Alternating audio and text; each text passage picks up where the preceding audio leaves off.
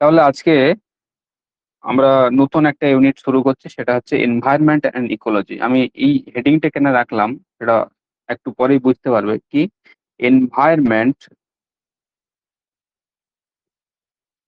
Environment and ecology, environment and ecology. এখন ব্যাপার হচ্ছে এই এনভায়রনমেন্ট এবং ইকোলজির মধ্যেই,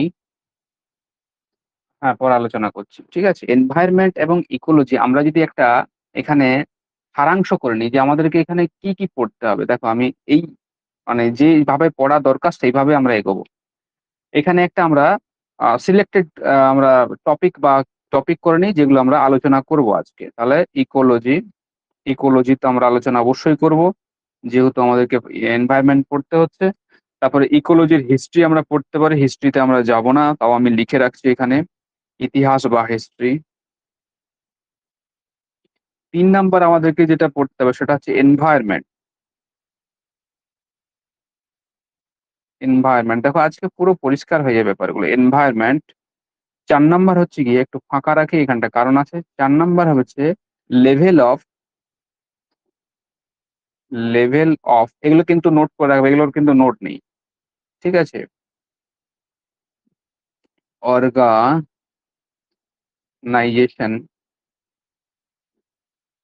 এই যে লেভেল অফ যে অর্গানাইজেশনের এর আমরা কিছু সাব টপিক পড়বো। যেমন হচ্ছে সাব টপিক এ, ইন্ডিভিজুয়াল, ইন্ডিভিজুয়াল। বি হচ্ছে গিয়ে তোমার পপুলেশন, পপুলেশন। সি হচ্ছে গিয়ে তোমার কমিউনিটি, কমিউনিটি। ডি হচ্ছে গিয়ে তোমার পড়বো ইকোসিস্টেম। দেখি আজকে কতটা করতে পারি। ডি হচ্ছে ইকোসিস্টেম।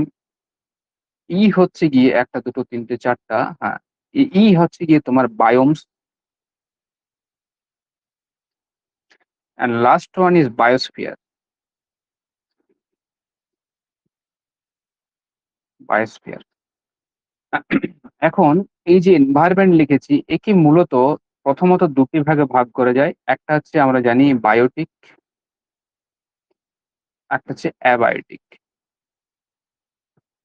এছাড়া এনভায়রনমেন্টকে আমরা আরো দুটো ভাগে ভাগ করতে পারি, একটা ইন্টারনাল, একটা এক্সটার্নাল। আমরা যখন আলোচনা করব তখন আসবো। তাহলে আমরা আজকে এই জিনিসগুলো আলোচনা করব, ঠিক আছে। প্রত্যেকটা পার্ট পার্ট। কেন আমরা প্রথমে ইকোলজি বলছি, কারণ আমরা যে স্টাডিটা করি এনভায়রনমেন্টের, বিশেষ করে পপুলেশন বলো বা জীব বা প্রজাতির বলো, সেগুলো সমস্ত কিন্তু কিন্তু ইকোলজির মধ্যে পড়ে। দেখো, লজি কথাটি এখানে অ্যাড আছে। লজি আমরা পড়ি না, ক্লাইমেটোলজি, তারপরে হচ্ছে গিয়ে তোমার মরফোলজি, ঠিক আছে। এগুলো লজি, লজি মানে হচ্ছে গিয়ে বিজ্ঞান, ঠিক আছে। লজি মানে হচ্ছে বিজ্ঞান বা জ্ঞান কথাটা বলতে পারো, বা বিদ্যা বলতে পারো, ঠিক আছে। বিদ্যা আমরা কথাটা বলতে পারি। এখন ইকোলজি যে টার্মটা, সেই টার্মটা অ্যাকচুয়ালি কি? ইকোলজি এর টার্মটা অ্যাকচুয়ালি কিছুই না, এটা টার্মটা মনে রাখবে 1869-এ। তাহলে আমরা প্রথমে আসি ইকোলজিতে। তাহলে আমরা যা কিছু স্টাডি করি, ধরো ইকোসিস্টেম বলি, বায়োমস বলি, বা তোমার হচ্ছে কি বায়োস্ফিয়ার বলি, এগুলো সব ইনক্লুডিং কার মধ্যে আছে? ইকোলজির মধ্যে আছে। তাহলে ইকোলজি একটা শাস্ত্র, অ্যাকচুয়ালি ইকোলজি একটা তোমার হচ্ছে সায়েন্স, বা ইকোলজি একটা স্টাডি, যে স্টাডিজটা কি করে উদ্ভিদ, উদ্ভিদ বা হচ্ছে কি জীব, এদের উদ্ভিদ বা প্রাণী, এদেরকে জীব বলে তো, উদ্ভিদ বা প্রাণী, এদের সামগ্রিক, সামগ্রিক আলোচনা করে। সামগ্রিক মানে অল ইন, সমস্ত কিছু, এদের সম্পর্ক, আন্তঃসম্পর্ক, সমস্ত কিছু আলোচনা করে। সেই বিজ্ঞানটাকে বলা হয় বা সেই বিদ্যাটাকে বলা হচ্ছে ইকোলজি। তাহলে এই ইকোলজির মধ্যে এত কিছু সব আছে যেগুলো আমাদেরকে কিন্তু স্টাডি করতে হয় বা পড়তে হয়, ঠিক আছে। তাহলে ইকোলজির টার্মটা প্রথম ইউজ হয়েছিল, মনে রাখবে, এটা সালটা বিভিন্ন বই থেকে বিভিন্ন আছে, আমি সালটা বলছি এনসিআরটি থেকে, 1869, ঠিক আছে। কে টার্মটা ইউজ করেছিলেন? আর্নেস্ট হেকেল এই টার্মটা প্রথম ব্যবহার করেছিলেন, এটা তোমরা সবাই জানো, 1869 সালে। এখন ইকোলজি মানে কি? শর্টে আমরা ইকোলজিকে বলতে পারি যে আমরা এটা actually home of nature, home of nature, nature, এই একটা ডেফিনেশন বলতে পারি। মানে আমাদের যে ঘর, যেখানে আমরা আছি, বসবাস করে, সেটাকেই বা সেটা নিয়ে স্টাডি করাটাকেই বলা হয় ইকোলজি। শর্টে আমি লিখছি। 2 নাম্বার, আমরা এখানে ডেফিনেশনে, যদি সাইন্টিফিক ডেফিনেশনে আমরা যদি বলতে চাই, তাহলে আমাদেরকে কি বলতে হবে? যে এটা এক ধরনের বিদ্যা, কি ইট ইজ এ স্টাডি। কিসের স্টাডি হয়? রিলেশনশিপ। কাদের মধ্যে আমরা রিলেশনশিপ খুঁজি? লিভিং থিংস গুলো আছে বা লিভিংস যে অর্গানিজম গুলো যেগুলো আছে। যেমন ধরো আমাদের মানুষের কথা বলি। এবার মানুষ আমরা নিজেদের সাথে আন্তঃসম্পর্ক স্থাপন করি বা আমরা পরিবেশের সাথে সম্পর্ক স্থাপন করি।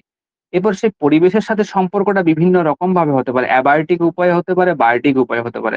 এই সামগ্রিক যে আলোচনা আমাদের যে পরিবেশের বিভিন্ন জীব প্রজাতির যে সামগ্রিক আলোচনা বা যে বিদ্যার মাধ্যমে যে আলোচনাটা করি সেটাকে আমরা বলছি ইকোলজি। কারণ আমি এটা জোর দিয়ে বলছি, কারণ ইকোলজির ডেফিনেশনটা অনেক সময় পরীক্ষাতে আসে। ঠিক আছে? দিয়ে বলে দেবে এটা ইকোসিস্টেমের ডেফিনেশন না ইকোলজির ডেফিনেশন না বায়োস্ফিয়ারের ডেফিনেশন। তাহলে যদি স্টাডি কথাটি এড থাকে যে স্টাডিতে পুরোপুরি আন্তঃসম্পর্ক কোনো একটি অঞ্চলের জীবের আন্তঃসম্পর্ক বিশ্লেষণ করা হয় তখন সেটাকে বলা হচ্ছে ইকোলজি। হয়েছে? তাহলে এটা আমার ডেফিনেশন এ গেল। এবারে আমরা এখানে বিভিন্ন ভাগ আছে যেমন অটো ইকোলজি, সিঙ্ক ইকোলজি এটা আছে গিয়ে তোমার ইকোসিস্টেমে যখন আসবো তখন আমরা আরো ডিটেইলস এ পড়বো। এটা আমাদের ইকোলজির ডেফিনেশন গেল। হিস্ট্রিতে আমরা বেশি যাচ্ছি না। আমাদের যে বিভিন্ন প্রাচীন যে গ্রন্থ সেই গ্রন্থেতেও কিন্তু বিভিন্ন ইকোলজির বিভিন্ন ধারণা তোমার দেওয়া হয়েছে। সেখানে উদ্ভিদ ইকোলজি বা প্রাণী ইকোলজি এদেরকে আলাদা, আলাদা করে তোমার ভাগ করা হয়েছে। সেই বিষয়ে আমি আর যাচ্ছি না। আমি চলে আসছি সরাসরি এনভায়রনমেন্ট এ।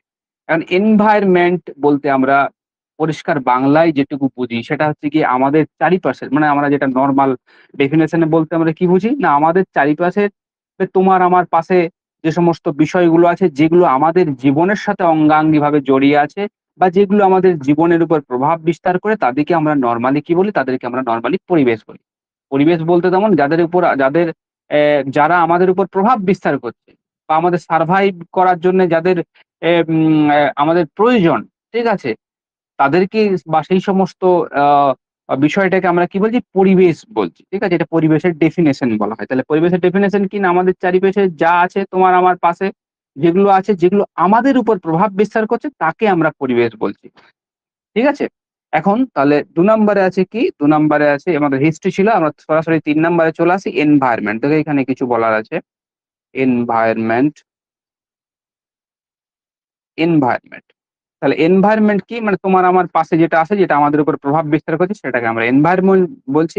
এনভায়রনমেন্ট এর আবার ২ টো ভাগ আছে। একটা হচ্ছে বায়োটিক, এই যে লিখেছি। বায়োটিক একটা হচ্ছে এবায়োটিক। ঠিক আছে? বায়োটিক কোনগুলো? বায়োটিক হচ্ছে গিয়ে যেগুলো জীবজ উপাদান। যেমন হচ্ছে গিয়ে আমরা এখানে বায়োটিক উপাদানের মধ্যে ফেলতে পারি যেমন ধরো উৎপাদক, তাই তো? বা উদ্ভিদও বলতে পারি। উৎপাদক। তার সাথে আমরা বলতে পারি খাদক। তার সাথে আমরা বলতে পারি বিয়োজক। তাহলে বায়োটিক যার মধ্যে জীবন আছে সেটাকে বলা হয় বায়োটিক। অ্যান্ড এবায়োটিক কি? অ্যাবায়োটিক হচ্ছে কি যে যেগুলোর মধ্যে জীবন নেই। যেমন ধরো জল, জলের মধ্যে জীবন আছে কি? জীবন নেই।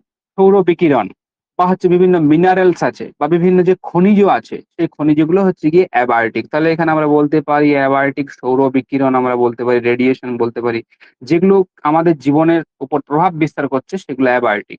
সৌর বিকিরণ বলতে পারি। ২ নম্বর আমরা বলতে পারি খনিজ বলতে পারি, জল বলতে পারি। এগুলো যখন আমরা এনভায়রনমেন্ট কে শ্রেণীবিভাগটা করছি তখন আমরা এটাকে ভাগটা করছি। এছাড়া এনভায়রনমেন্ট কে আরো ২ টো ভাগে ভাগ করা যায়। একটা হচ্ছে গিয়ে তোমার internal, internal and external, external. Internal কোনটা? দেখো আমরা যে মানুষ আমাদের হাত পা আছে সবই আমাদের ভেতরে আমরা যেমন বাইরের যে সমস্ত অঙ্গ রয়েছে হাত আছে, পা আছে, চোখ আছে, ঠিক আছে? আমাদের ভেতরেও কিন্তু অঙ্গ রয়েছে।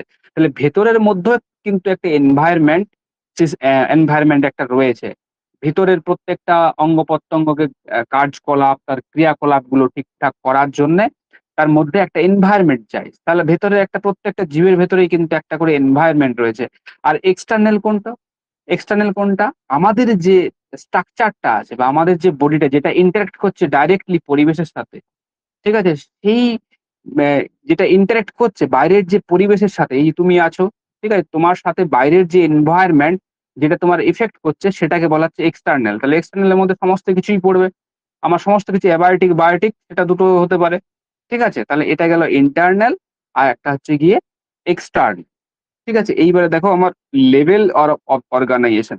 তার মানে আমি যে ইকোলজিটা পড়ছি সেই ইকোলজিটা বা যে বিদ্যাটা সেই বিদ্যাটার মধ্যে কি আমরা আমাদের অন্তর্ভুক্ত থাকতে পারে। ঠিক আছে? মানে এগুলো হচ্ছে গিয়ে লেভেলস, ইকোলজির যে লেভেলস আছে মানে এগুলো আমাদের ইনক্লুড আছে। ইনক্লুড আমাদেরকে এগুলো করতেই হবে। এগুলো পড়তেই হবে। না হলে একটা ইকোলজি কিন্তু কমপ্লিট নয়। তাহলে দেখো ১ম এই ইন্ডিভিজুয়াল আছে। তো ইন্ডিভিজুয়াল জিনিসটা কি? ইন্ডিভিজুয়াল আমি যদি এখানে একটা ছবি আঁকি, এই তাহলে বুঝতে সুবিধা হবে ইন্ডিভিজুয়াল কি, পপুলেশন কি। তাহলে এটা ধরো এখানে করলাম। হয়েছে? এবার ধরো এখানে মানুষ বা আমরা বা আমি বা তুমি যেটা হোক ধরে নাও এখানে তুমি একা আছো, দাঁড়িয়ে আছো। ঠিক আছে? এখানে তোমার মতন আরো ২ জন এখানে দাঁড়িয়ে আছে বা তুমি আর তোমার বন্ধু এখানে দাঁড়িয়ে আছে। হয়েছে? এখানে আবার ধরো কি আছে এখানে গাছ আছে, এখানে তোমার হচ্ছে গিয়ে আবার তুমি আবার দাঁড়িয়ে আছো। ঠিক আছে? আবার হচ্ছে গিয়ে ধরো আরো এখানে কিছু পাখি উড়ে যাচ্ছে। ঠিক আছে? আবার এখানে ধরো এখানটাতে আচ্ছা ৩ টে আগে বুঝে নাও তাহলে বুঝতে পারবে। আলাদা, আলাদা করে আমি বলে দিচ্ছি। তাহলে ১ম এর যে পিকচারটা আমি যেটা এঁকেছি যেটা শুধুমাত্র তুমি দাঁড়িয়ে আছো বা যেটা শুধুমাত্র আমি দাঁড়িয়ে আছি। ঠিক আছে? সেটাকে বলা হচ্ছে একটু আগে বুঝো সোজা ভাষায় সেটাকে বলা হচ্ছে ইন্ডিভিজুয়াল। ইন্ডিভিজুয়াল কথাটা আমরা ব্যবহার করি না যে ইন্ডিভিজুয়ালি যাবো। ইন্ডিভিজুয়ালি বলতে কি বোঝায়? যেখানে কোনো একটা স্পিসিসের বা কোনো একটা প্রজাতির কোনো অনলি ওয়ান কে রিপ্রেজেন্ট করে। ঠিক আছে? তখন সেটাকে বলা হয় ইন্ডিভিজুয়াল। যেমন ধরো একটা পাখি কি হলো? ইন্ডিভিজুয়াল। একটা বানর কি হলো? ইন্ডিভিজুয়াল। ঠিক আছে? একটা মানুষ কি হলো? ইন্ডিভিজুয়াল। হয়েছে? এরপরে দেখো আছে যদি দুটোই তাহলে এটা কি গেল? এটা ইন্ডিভিজুয়াল। ইন্ডিভিজুয়াল। পরে দেখো আছে দুটো মানুষ। দুটো মানুষ আছে কিন্তু। দুটোর সাথে আলাদা কিছু নেই। তাহলে এখানে যে দুটো মানুষ আছে তার মানে এদের প্রজাতিটা একই। কি? প্রজাতি। প্রজাতি একই হতে হবে। যদি প্রজাতি একই হয় যদি প্রজাতি একই হয় তখন আমরা সেটাকে বলবো যে একই প্রজাতির যদি কিছু জীব অন্তর্ভুক্ত থাকে তখন সেটাকে আমরা বলি পপুলেশন। কি বলি? পপুলেশন বলি। আমরা তখন সেটাকে বলি পপুলেশন। হয়েছে? এরপরে দেখো ৩ নাম্বার যে ছবিটা আছে সেখানে কি বলেছিলাম? গাছ আছে, তুমি আছো, পাখি উড়ে যাচ্ছে। এই যে পিকচারটা এটাকে কি ডিনোট করছে? এখানে ২ এর বেশি ২ এর বেশি নয়। এটাকে আমরা বলতে পারি যে ১ এর অধিক এখানে প্রজাতি রয়েছে। এখানে কি আছে? ১ এর অধিক প্রজাতি। ১ এর অধিক। দেখো এরকম অনেক টার্ম থাকবে যেগুলো আমরা কিন্তু ইকোসিস্টেম এ পাবো। ইকোড, ইকোটাইপ এগুলো সব আজ ক্লিয়ার হয়ে যাবে। ইকোটাইপ, ঠিক আছে? ইকোসিস, ইকোটোন, এজ ইফেক্ট, ঠিক আছে? এই টার্ম গুলো সব ইকোসিস্টেম আছে। এটাতেই তো সময়টা লাগবে সবথেকে বেশি ইকোসিস্টেম এ যখন আমরা আসবো। ঠিক আছে? এটা তো ভূমিকা হচ্ছে। তাহলে এই টার্ম গুলো আমরা যেহেতু ইকোলজিতে ব্যবহার করি সুতরাং এই টার্ম গুলো আমাদের জানা প্রয়োজন। তাহলে আমি ১ম এ কি বললাম? যদি কোনো একটা প্রজাতির একটি মাত্র একটি মাত্র অ ম তোমার হচ্ছে নিউমেরিক্যাল সংখ্যার যদি একটি থাকে তখন আমরা তাকে বলছি ইন্ডিভিজুয়াল এবং যদি একই প্রজাতির ২ টি থাকে বা ২ এর অধিক থাকে তখন সেটাকে আমরা বলছি কি পপুলেশন। অবশ্যই সেটা একই প্রজাতির হতে হবে, একই স্পিসিস এর হতে হবে। ঠিক আছে? এখন একই সাথে যদি ২-৩ টে প্রজাতি মিক্সড হয়ে থাকে, তাই তো? একই সাথে ২-৩ টে প্রজাতি যদি মিক্সড হয়ে থাকে তখন আমরা সেটাকে কি বলি? তখন সেটাকে আমরা এই যে লিখেছি কমিউনিটি বলি। কি বলি? কমিউনিটি। কমিউনিটি বলি। হয়েছে? সর্বশেষের আগে যেটা আমরা যাবো বায়োমস এবং বায়োস্ফিয়ার এর আগে যেটা আছে ইকোসিস্টেম। দেখো ইকোসিস্টেম। এখানে যেটা থাকবে সেটা হচ্ছে ইকোসিস্টেম। তার মানে এদিকে কিছু অ্যাবায়োটিক থাকবে, অ্যাবায়োটিক থাকবে, এদিকে কিছু বায়োটিক থাকবে। তাহলে কি থাকছে আমার? অ্যাবায়োটিক থাকছে, বায়োটিক থাকছে। তাই তো? অ্যাবায়োটিক বা বায়োটিক বা মিক্স করে থাকতে পারে। এখন অ্যাবায়োটিক এবং বায়োটিক যে উপাদানগুলি আছে সেই উপাদানগুলির মধ্যে যখন একটা ব্যালেন্স অবস্থা থাকে একটা ব্যালেন্সে থাকে পুরো একটা বিশাল বড় দেখো সিস্টেম কথাটি এড আছে। দেখো সিস্টেম কথাটি এড আছে না? ইকোর সাথে সিস্টেম। সিস্টেমের বাংলা তন্ত্র আমরা জানি। অনেকগুলি অঙ্গ যখন একসাথে কাজ করে বা অনেকগুলি আ তোমার হচ্ছে গিয়ে উপাদান যখন একসাথে কাজ করে একটা বৃহত্তর এককের সৃষ্টি করে তখন তাকে আমরা সিস্টেম বলি।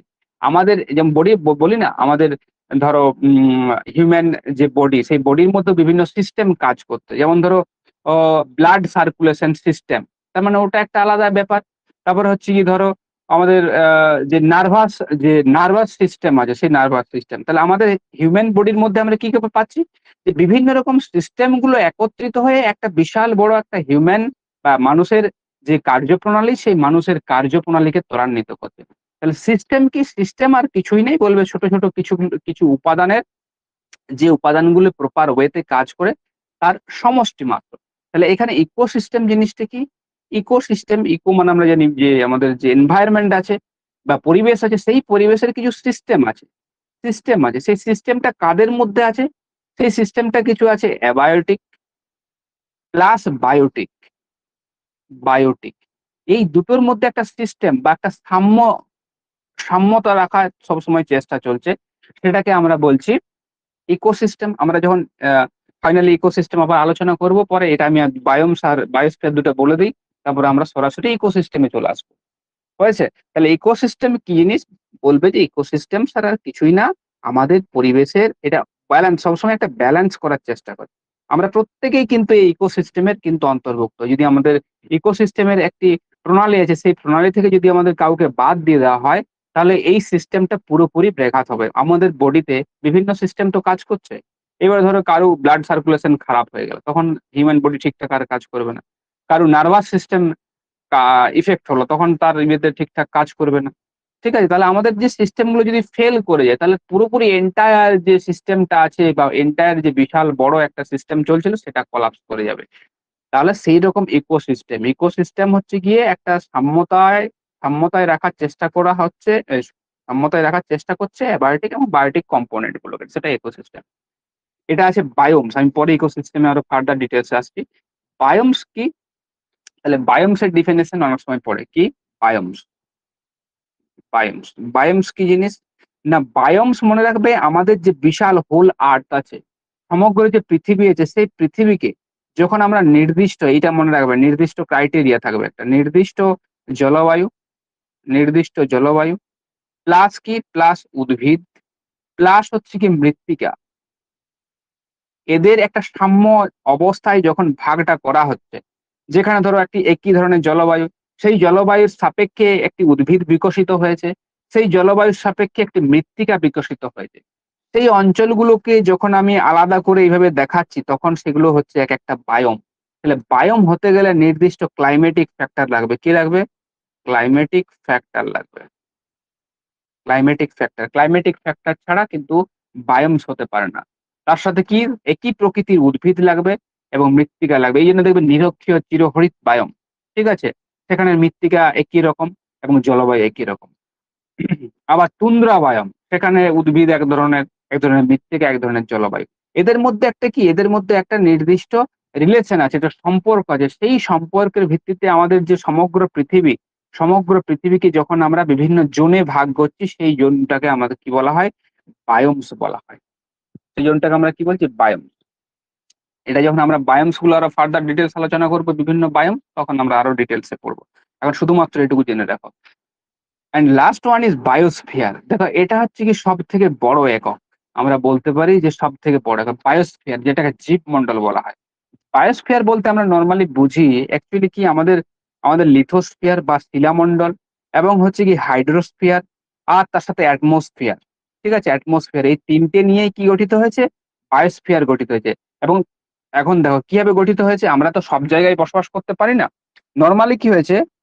নরমালি এই ধরো আমাদের লিথোস্ফিয়ার আছে, এই আমাদের হচ্ছে গিয়ে হাইড্রোস্ফিয়ার আছে, এই আমাদের অ্যাটমসফিয়ার আছে, বায়ুমণ্ডল আছে। ঠিক আছে?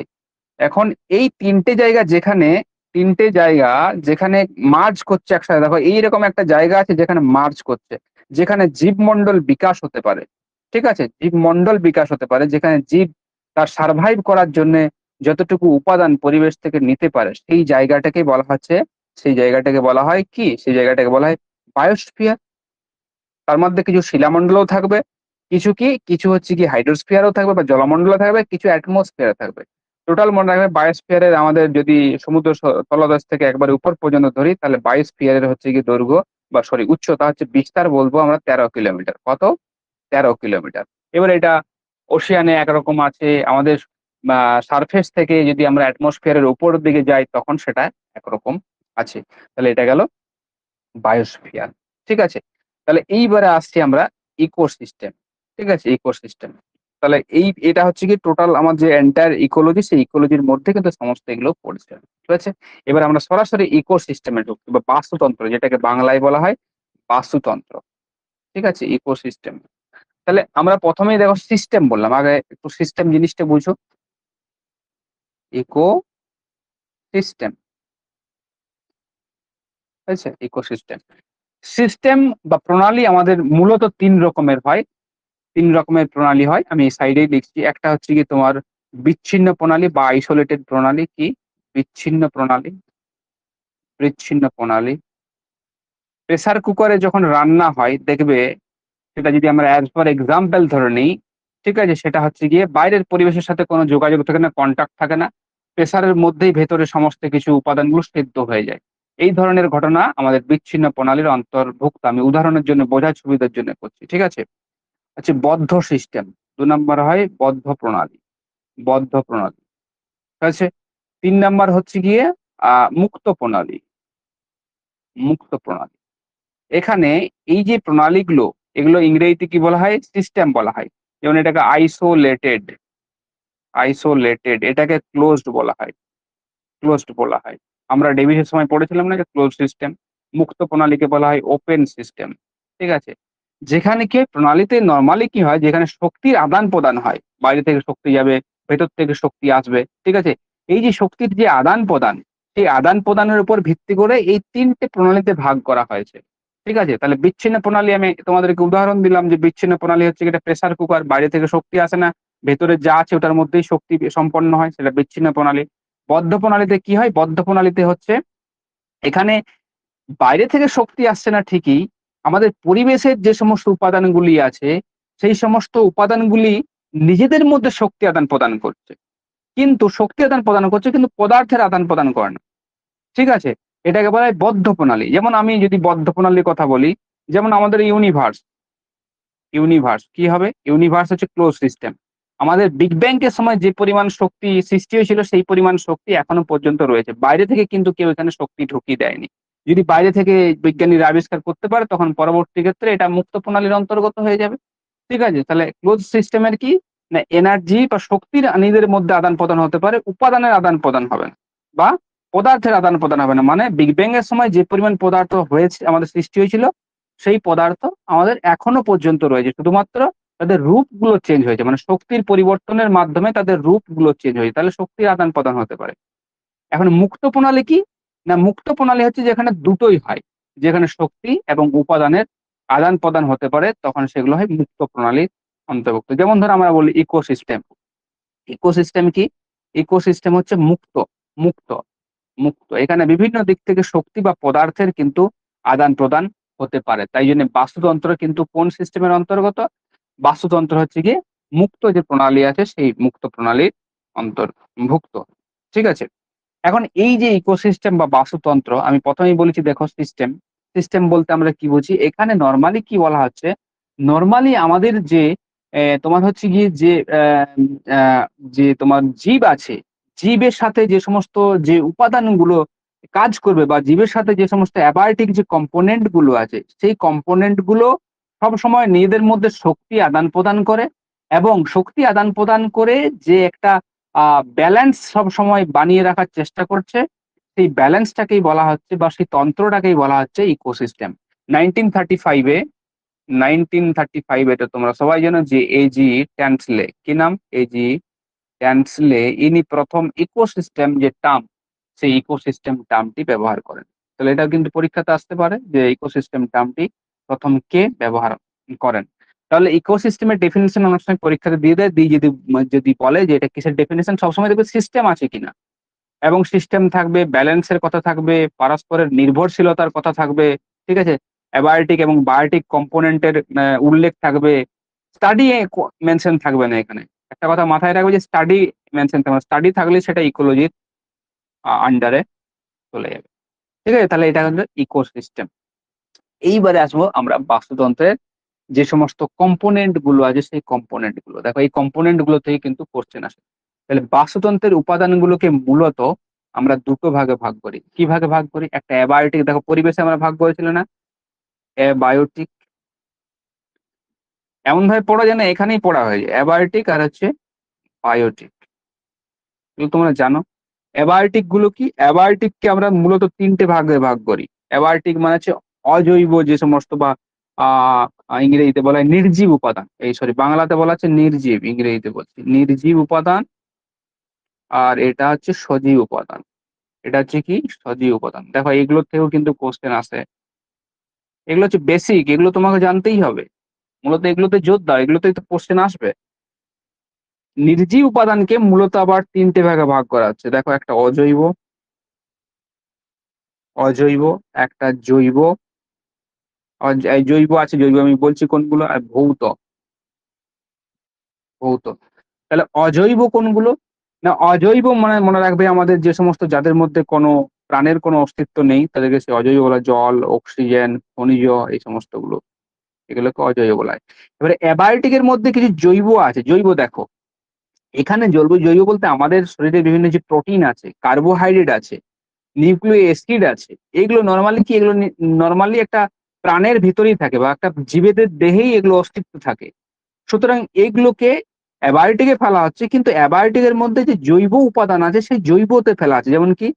যেমন আমরা বলতে পারি প্রোটিন, ঠিক আছে? এগুলোকে যদি আমাদের শরীর থেকে বাইরে বের করে নিই, ঠিক আছে, তাহলে সেগুলো কি হয়ে যাবে? নির্জীব হয়ে যাবে। কিন্তু শরীরের ভিতরে কি সেগুলোর মধ্যে প্রাণ থাকবে, তাহলে ওই জন্য নির্জীবে ফেলা হয়েছে প্রোটিন।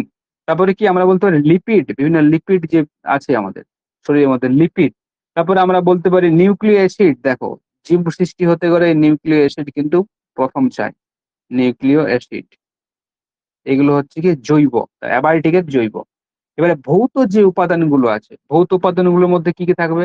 যেমন আমরা বলতে পারি সূর্য আলোক,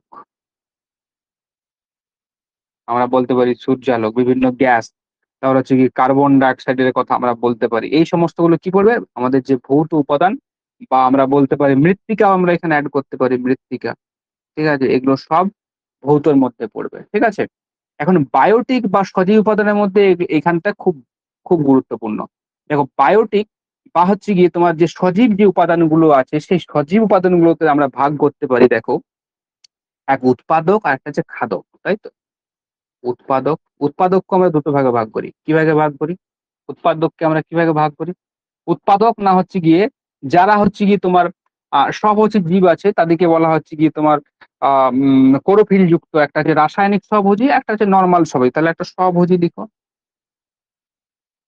স্বভোজী। আর একটা হচ্ছে রাসায়নিক স্বভোজী। কি? রাসায়নিক। এগুলোর উদাহরণগুলো কিন্তু বারবার মনে রাখবে। রাসায়নিক আমি বলে দিচ্ছি, স্বভোজী, হয়েছে?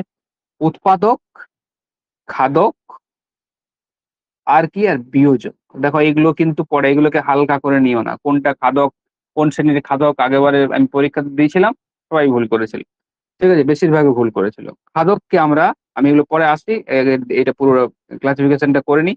খাদককে আমরা ৩টে ভাগে ভাগ করি। একটা প্রাথমিক,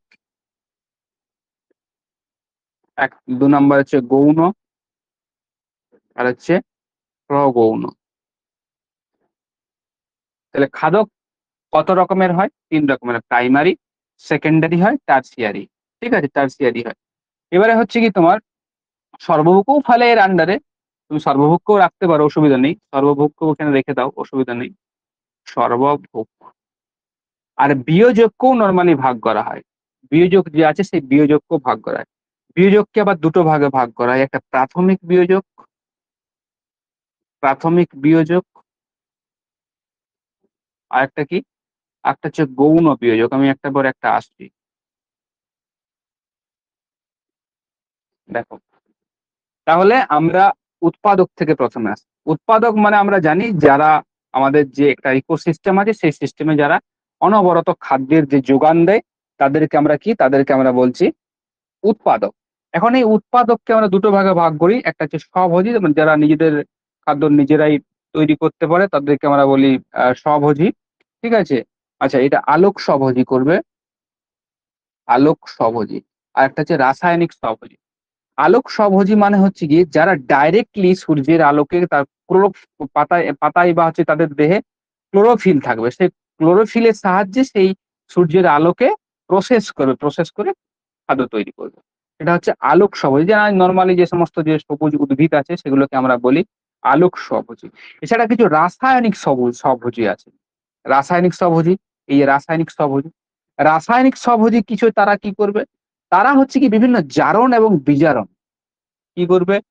জারণ এবং বিজারণ যে প্রক্রিয়া আছে, সেই জারণ এবং বিজারণ প্রক্রিয়ার মাধ্যমে সূর্যের আলোটাকে কাজে লাগিয়ে, ক্লোরোফিল থাকছে না এখানে, জারণ এবং বিজারণ।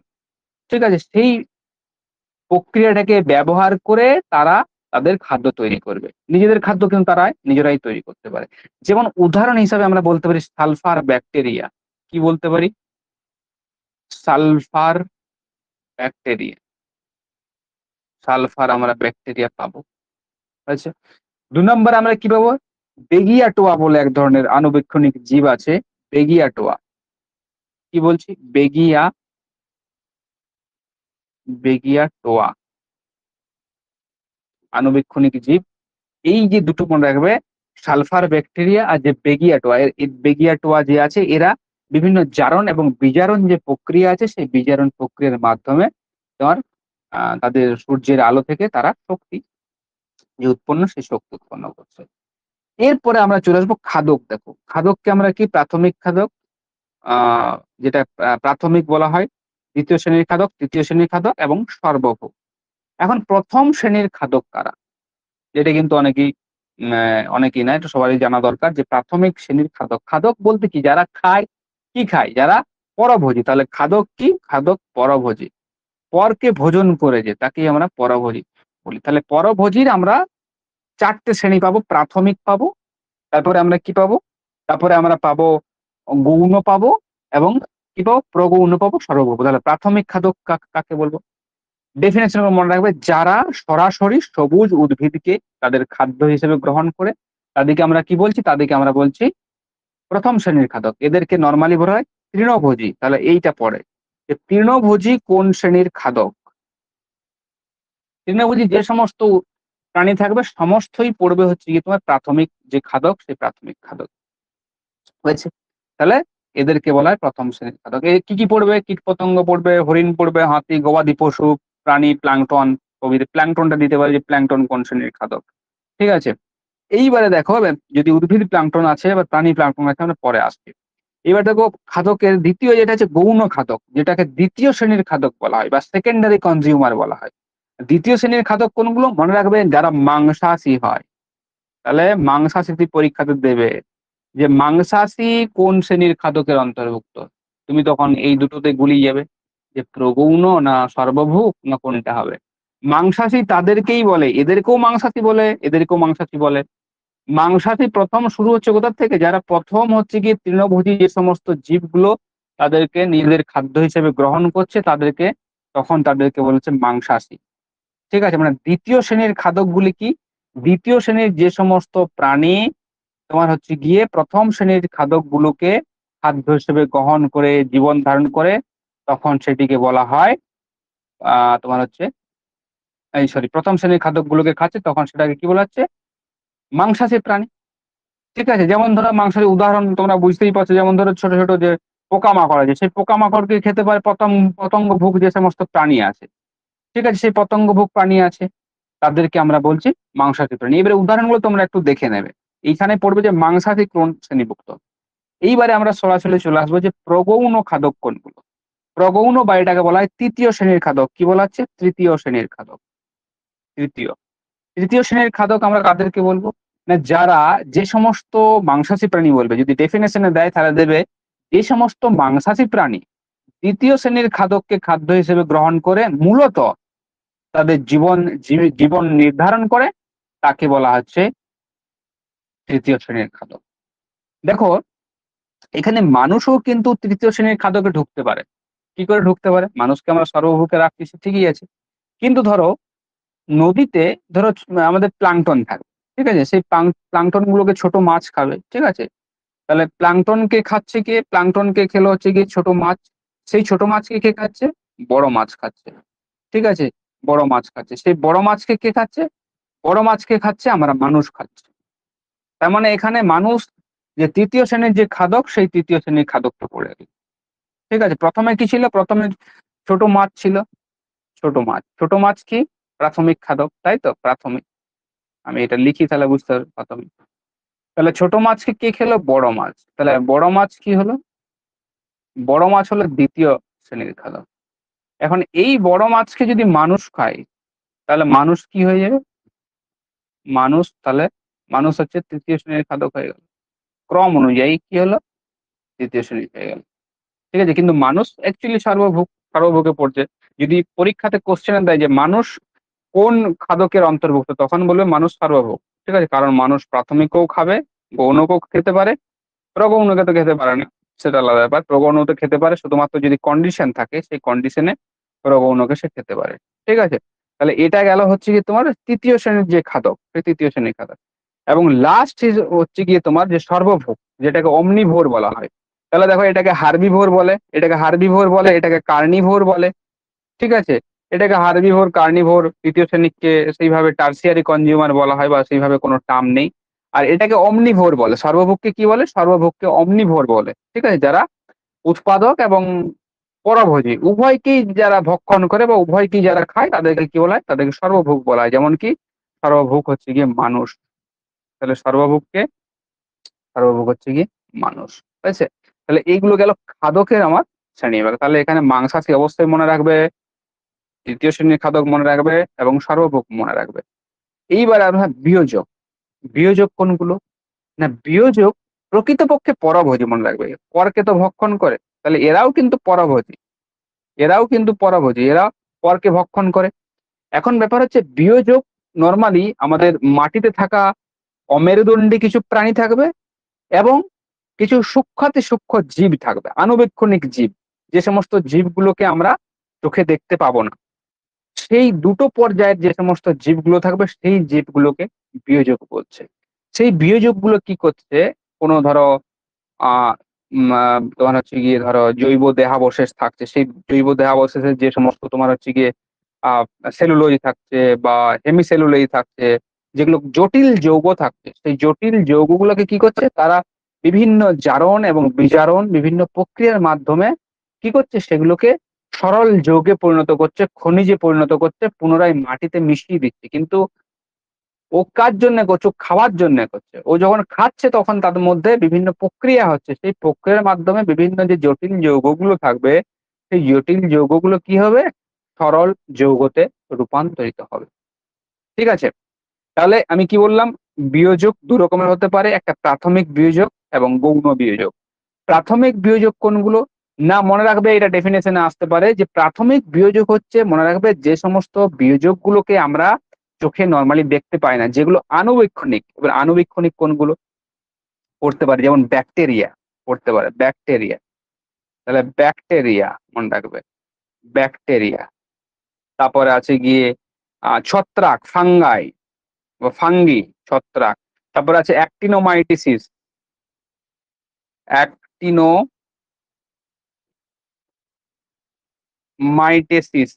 এগুলো সব আণুবীক্ষণিক, এগুলো সবই হচ্ছে গিয়ে বিয়োজক। ঠিক আছে, এগুলো হচ্ছে আণুবীক্ষণিক। তাহলে প্রাথমিক গুলো হবে কি? আণুবীক্ষণিক, আণুবীক্ষণিক হয়েছে। আর কিছু অমেরুদণ্ডী জীব থাকবে। অমেরুদণ্ডী জীব বলতে আমরা কি কি বুঝি? না স্যার, ও অমেরুদণ্ডী জীব বলতে আমরা বুঝি কেঁচো, তাই তো? কেঁচো। দেখবে ছোট ছোট লার্ভা হয় কোনো কিছু মরে গেলে, দেখেছো তো? লার্ভা হয়, ঠিক আছে। বা গাছের গুড়ি দীর্ঘ কাল ধরে কোথাও পচে থাকে, গাছের পাতা পচা থাকে, সেখানে তো ছোট ছোট লার্ভা হয়। এই লার্ভা গুলো আমরা বলতে পারি বিয়োজক। তারপরে আমরা কি বলতে পারি? তারপরে আমরা বলতে পারি প্রোটোজোয়া বলতে পারি, তাই তো? তাহলে প্রোটোজোয়া লিখবে, প্রোটোজোয়া হয়েছে। তারপরে কি আছে? তারপরে কৃমি থাকবে। তাহলে এগুলো কি করে? এগুলো অমেরুদণ্ডী।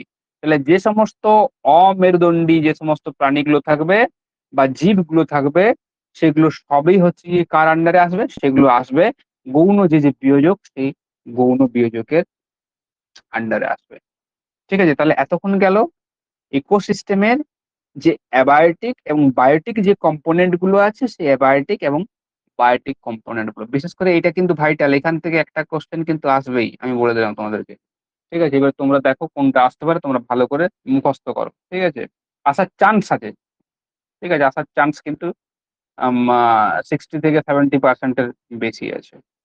ঠিক আছে, এইবারে আমরা পড়বো ইকোসিস্টেমের বিভিন্ন শ্রেণী বিভাগ। ইকোসিস্টেমকে আমরা কতগুলো ভাগে ভাগ করতে পারি, ঠিক আছে, এবং সেখানেও কিন্তু অনেক টার্ম আছে দেখো। তাহলে ইকোসিস্টেমের যদি আমরা শ্রেণী বিভাগ করি কি পাবো দেখো। ইকোসিস্টেমের শ্রেণী বিভাগ, ইকোসিস্টেম শ্রেণী বিভাগ লিখে আগের পেজে যেহেতু ইয়ে করলাম শ্রেণী বিভাগ। মূলত আমাদের যে ইকোসিস্টেম আছে সেই ইকোসিস্টেমকে দুটো ভাগে ভাগ করা যায় মূলত। প্রধান দেখো এগুলোর অনেক সাব ভাগ আছে। কি ভাগ আছে? একটা ভাগ হচ্ছে স্থলভাগের, স্থলভাগের বাস্তুতন্ত্র। দুই হচ্ছে জলভাগের বাস্তু। এমন একটা ক্লাস করো যেটাতে অনেকখানি আমরা এগিয়ে যেতে পারি, আজকের ক্লাসটার উদ্দেশ্য সেটাই।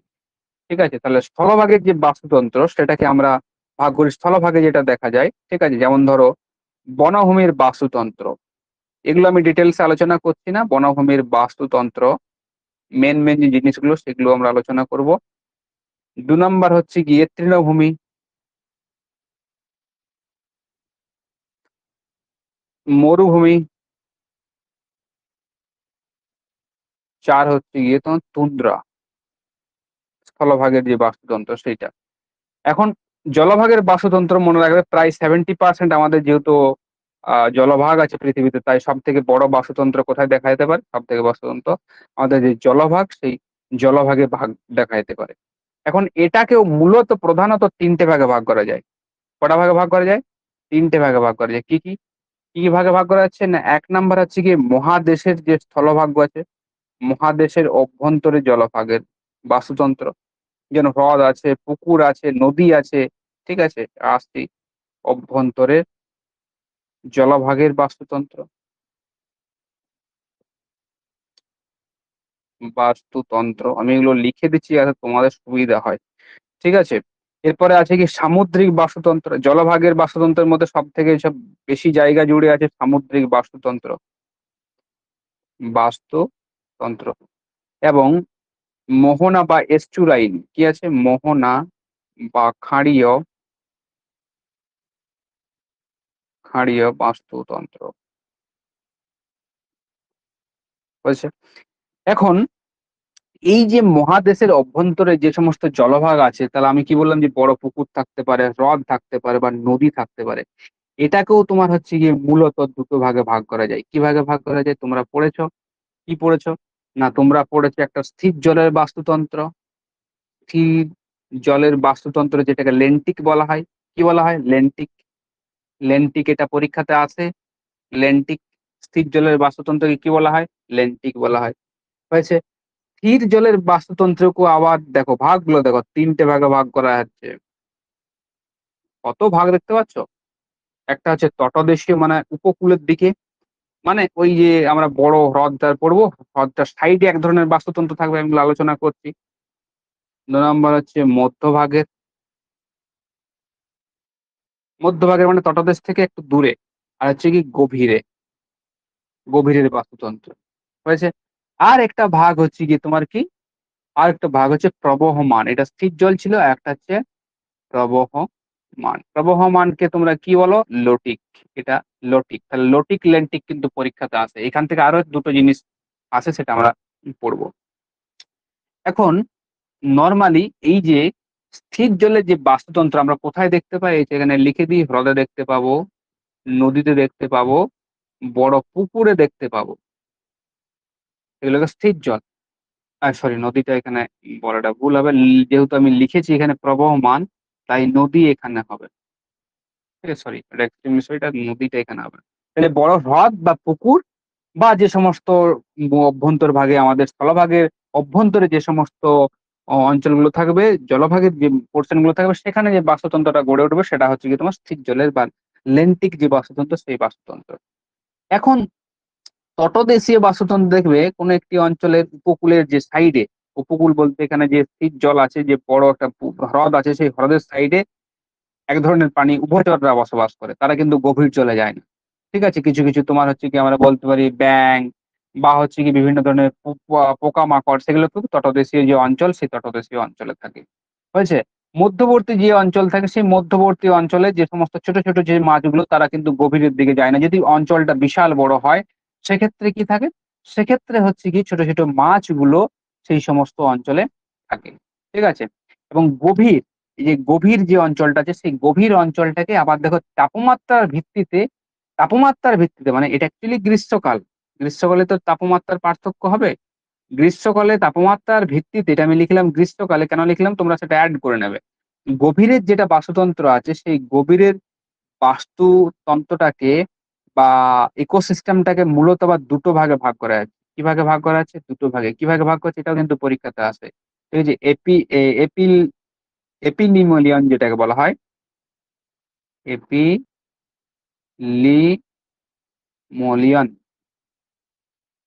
কিসের ভিত্তিতে বললাম? তাপমাত্রার ভিত্তিতে। আমি এখানে লিখে দিচ্ছি তাপমাত্রার ভিত্তিতে।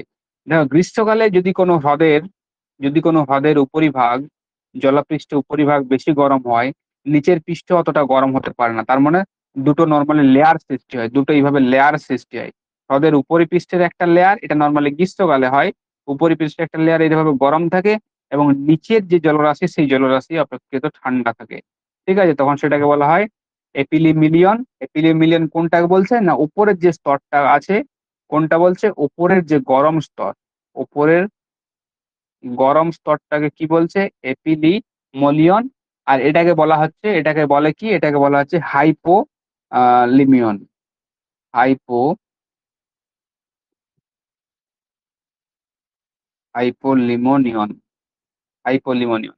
তাহলে হাইপোনিয়নিয়ন কোনটা? যে শীতল যে স্তরটা থাকবে, শীতল স্তর। তাহলে এখান থেকে দেখো কতগুলো কোশ্চেন হয়ে গেল। এটা তো কোশ্চেন হলোই, লেন্থিক কোশ্চেন হলো। ঠিক আছে? এটাকে লিটোরাল, তটদেশীয়টাকে অনেক সময় লিটোরাল বলা হয়। ঠিক আছে? আর হচ্ছে কি এটা তাপমাত্রার উপর ভাগ করে গ্রীষ্মকালে হ্রদে কোথায় দেখা যায়? হ্রদের তলদেশে কিন্তু দেখা যাবে। তাপমাত্রার উপর ভিত্তি করে যে আমরা ভাগটা করি সেটাকে দুটো নাম দেওয়া হয়েছে। একটা এপিলিমিলিয়ন আর একটা হচ্ছে হাইপোলিয়ন। এইবারে এখানে আরেকটি জিনিস জানানো আছে তোমাদের, এই যে হ্রদের যে আমরা বাস্তুতন্ত্র পড়ি, মূলত হ্রদকে ৩ টি ভাগে ভাগ করা যায়। কিসের ভিত্তিতে বলতো? একটা হচ্ছে গিয়ে অনুখাদ্য এবং অক্সিজেনের ভিত্তিতে। তাহলে আমরা এখানটাতে লিখি যে হ্রদের হ্রদের শ্রেণীবিভাগ বলতে ওই শ্রেণীবিভাগ নয়, হ্রদের বাস্তুতন্ত্রের শ্রেণীবিভাগ। বাস্তুতন্ত্রের শ্রেণীবিভাগ। এগুলো যেন না মিস হয়, এগুলো কিন্তু পরীক্ষাতে আসবে। কি ভাগ? না অনুখাদ্যের উপর ভিত্তি করে আমরা বলতে পারি, একটা বলতে পারি তোমার হচ্ছে অলিগোট্রফিক হ্রদ। ৩ টে ভাগ আছে। এগুলো তোমরা জানো। অলিগোট্রফিক এগুলো বই পড়েছো। মেসোট্রফিক আর একটা কি আছে? ইউট্রফিক। একটা কি আছে? ইউট্রফিক।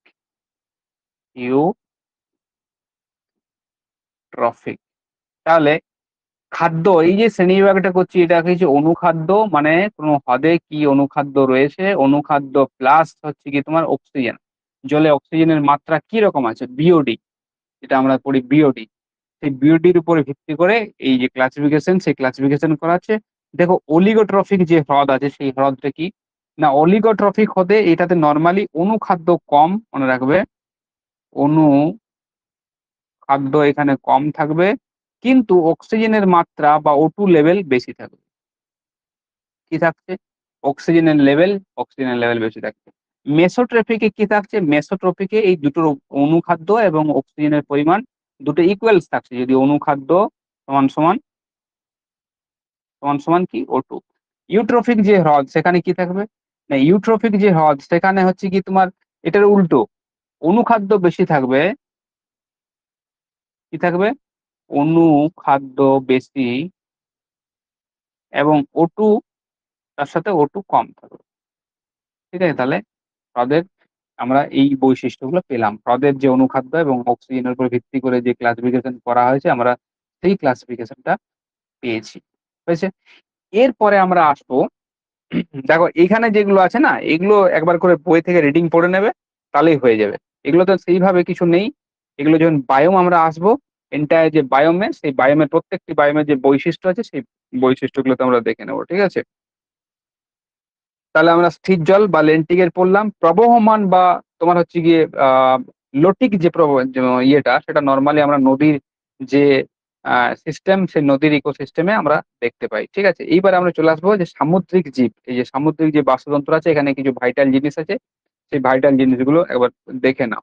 হয়েছে? তাহলে দেখো, তারপরে আমরা বিভিন্ন ইকোসিস্টেমের যে টার্ম গুলো আছে, সেই টার্মটাতে যাব। কি আছে প্রথমে? সামুদ্রিক যে জীব, এটা আমি সামুদ্রিক ইকোসিস্টেম থেকে বলছি। সামুদ্রিক ইকোসিস্টেমের বেশি ভেতরে তোমাদের কিছু নেই। সামুদ্রিক জীবগুলোকে আমরা, সামুদ্রিক যে জীবগুলো আছে, সেই জীবগুলোকে আমরা মূলত, দেখো সামুদ্রিক জীবগুলোকে মূলত আমরা যে ভাগে ভাগ করি কি, যেমন প্ল্যাংটন। ঠিক আছে? প্ল্যাংটন প্রথমে আমরা ভাগটা করি। এক নাম্বার আছে প্ল্যাংটন। দেখো প্ল্যাংটনের বিভিন্ন ভাগ আছে। কি? প্ল্যাংটন। প্ল্যাংটন মানে কি? প্ল্যাংটন বলতে আমরা বুঝি ভাসমান উদ্ভিদ বা প্রাণী। উদ্ভিদ বা প্রাণী, সেখানে ফাইটোপ্লাংটন বললে উদ্ভিদ হবে, আর প্লাংটন বললে প্রাণী হবে। হয়েছে? তাহলে প্লাংটন বলতে আমরা কি ভাসমান উদ্ভিদ এবং প্রাণীকে বুঝি। এখন এই প্লাংটনের বিভিন্ন তাদের ডায়ামিটার অনুযায়ী তাদের আমরা শ্রেণীতে ক্লাসিফাই করতে পারি। ঠিক আছে? যেমন ন্যানো প্লাংটন, ন্যানো প্ল্যাংটন। ঠিক আছে? ননো প্ল্যাংটন, প্ল্যাংটন। এখানে কি হবে, এদের ব্যাস, নর্মালি এইটা মনে রাখবে, এগুলো একটু ফ্যাকচুয়াল, তো এদের ব্যাস, ব্যাস কত হবে না, 0.06 মিমি হবে। এর উদাহরণ কি, ন্যানো প্লাংটন মানে যেটা সব থেকে ক্ষুদ্র, সেটাকে বলা হয় ন্যানো প্লাংটন। উদাহরণ হবে এককোষী শৈবাল, এককোষী শৈবাল। তার সাথে হবে ডায়াটম, তার সাথে হবে ডায়াটম। হয়েছে? এইবার আসবে, এটা এক নাম্বার। দু নম্বর ন্যানো প্লাংটন গেল, যে প্লাংটন বানানটা শিখে গেছে এদিকে। তারপর হচ্ছে ন্যানো প্লাংটন, তারপর মাইক্রো প্লাংটন, মাইক্রো প্লাংটন। ব্যাস, এগুলো সব ফ্র্যাকচুয়াল বেসটা একটু একটু মনে রাখবে। এদের ব্যাস বা ডায়ামিটার হবে তোমার 0.06 মিমি থেকে প্রায় 3 মিমি পর্যন্ত। যেমন উদাহরণ, একটু বড় ধরনের ডায়াটম, একটু বড় ধরনের যে ডায়াটম গুলো আছে সেগুলো, ডায়াটম তার সাথে কি ডাইনোফ্ল্যাজেলা, ডাইনোফ্ল্যাজেলা বলে এক ধরনের আছে। কি? ডাইনোফ্ল্যাজেলা।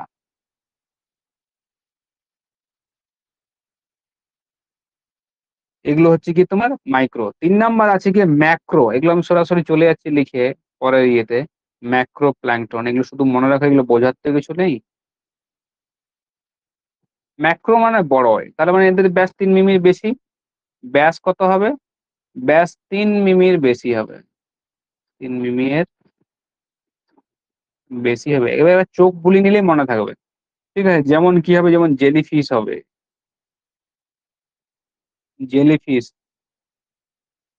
মাইসিডা বলে একটা আছে জীব, সেটা মাইসিডা, মাইসিডা। এগুলো কি, এগুলো সব হচ্ছে কি ম্যাক্রো প্ল্যাংটন। হয়েছে? এবার প্ল্যাংটন গুলিকে আবার ধরো সবজু, যেমন ধরো সবজী উদ্ভিদ, আর হচ্ছে পরাবজী এবং প্রাণী প্ল্যাংটনে ভাগ করলাম।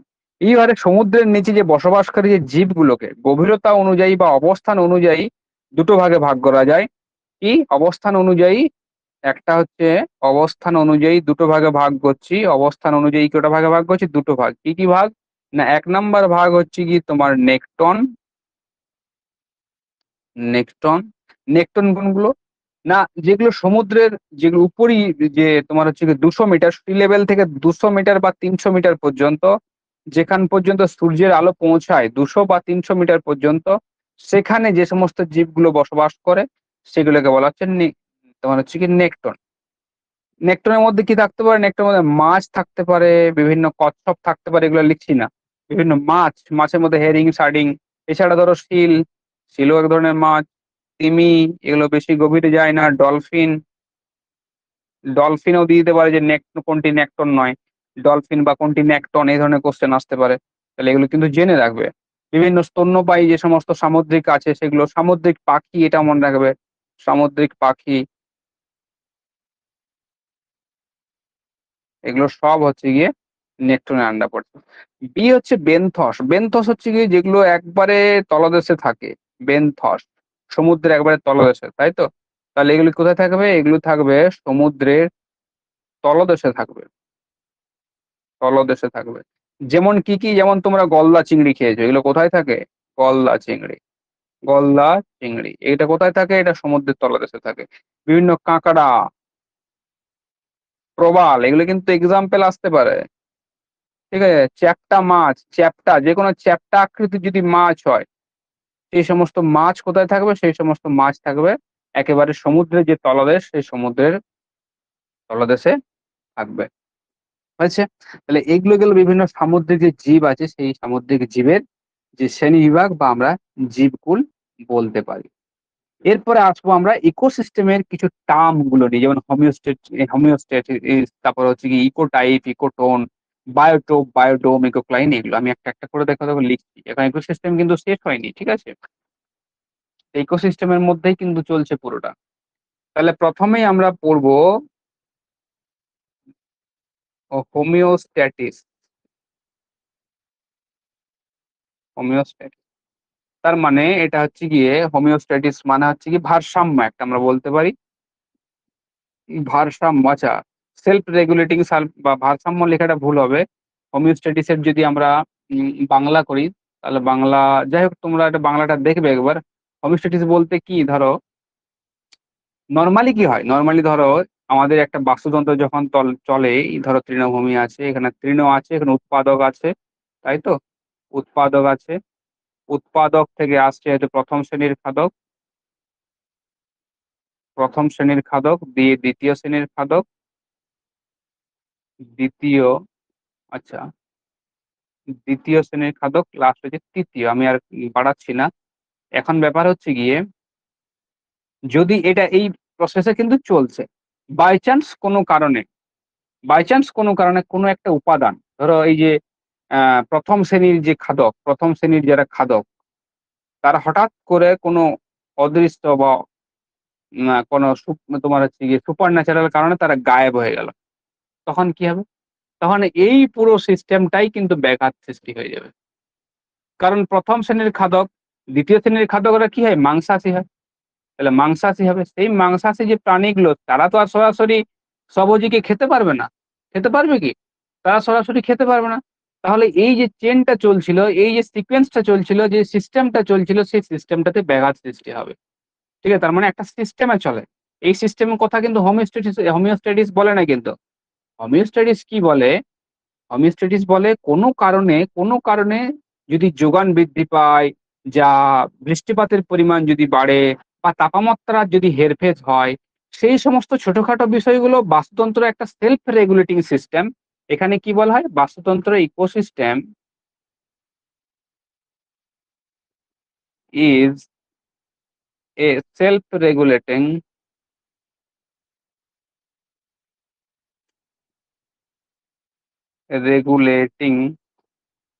সিস্টেম। তার মানে, কখনো যদি প্রথম শ্রেণীর খাদক চলে যায় বা দ্বিতীয় শ্রেণীর খাদক চলে যায়, তাহলে তাকে ঠিক করতে পারবে না। যদি সেই বাস্তুতন্ত্রটাতে যদি কি হবে, যদি বৃষ্টিপাতের তারতম্য হয়, ছোটখাটো যে সমস্ত বিষয়গুলো, বৃষ্টিপাতের তারতম্য যদি হয়, আমি লিখছি এখানে, বৃষ্টিপাতের তারতম্য যদি হয়, যদি তাপমাত্রার হেরফের হয়, তাপমাত্রার হেরফের হয়, তাই তো? মৃত্তিকার যদি উর্বরতা হ্রাস পায়, তাহলে কি হবে? তাহলে সেই সেটার মধ্যে যে সিস্টেমটা চলছে, সেটাকে সে ম্যানেজ করে নিতে পারবে। এই যে ম্যানেজ করার যে ক্যাপাবিলিটি, সেই ম্যানেজ করার যে ক্যাপাবিলিটি, সেটাকেই বলা হয় হোমিওস্ট্যাসিস। ঠিক আছে?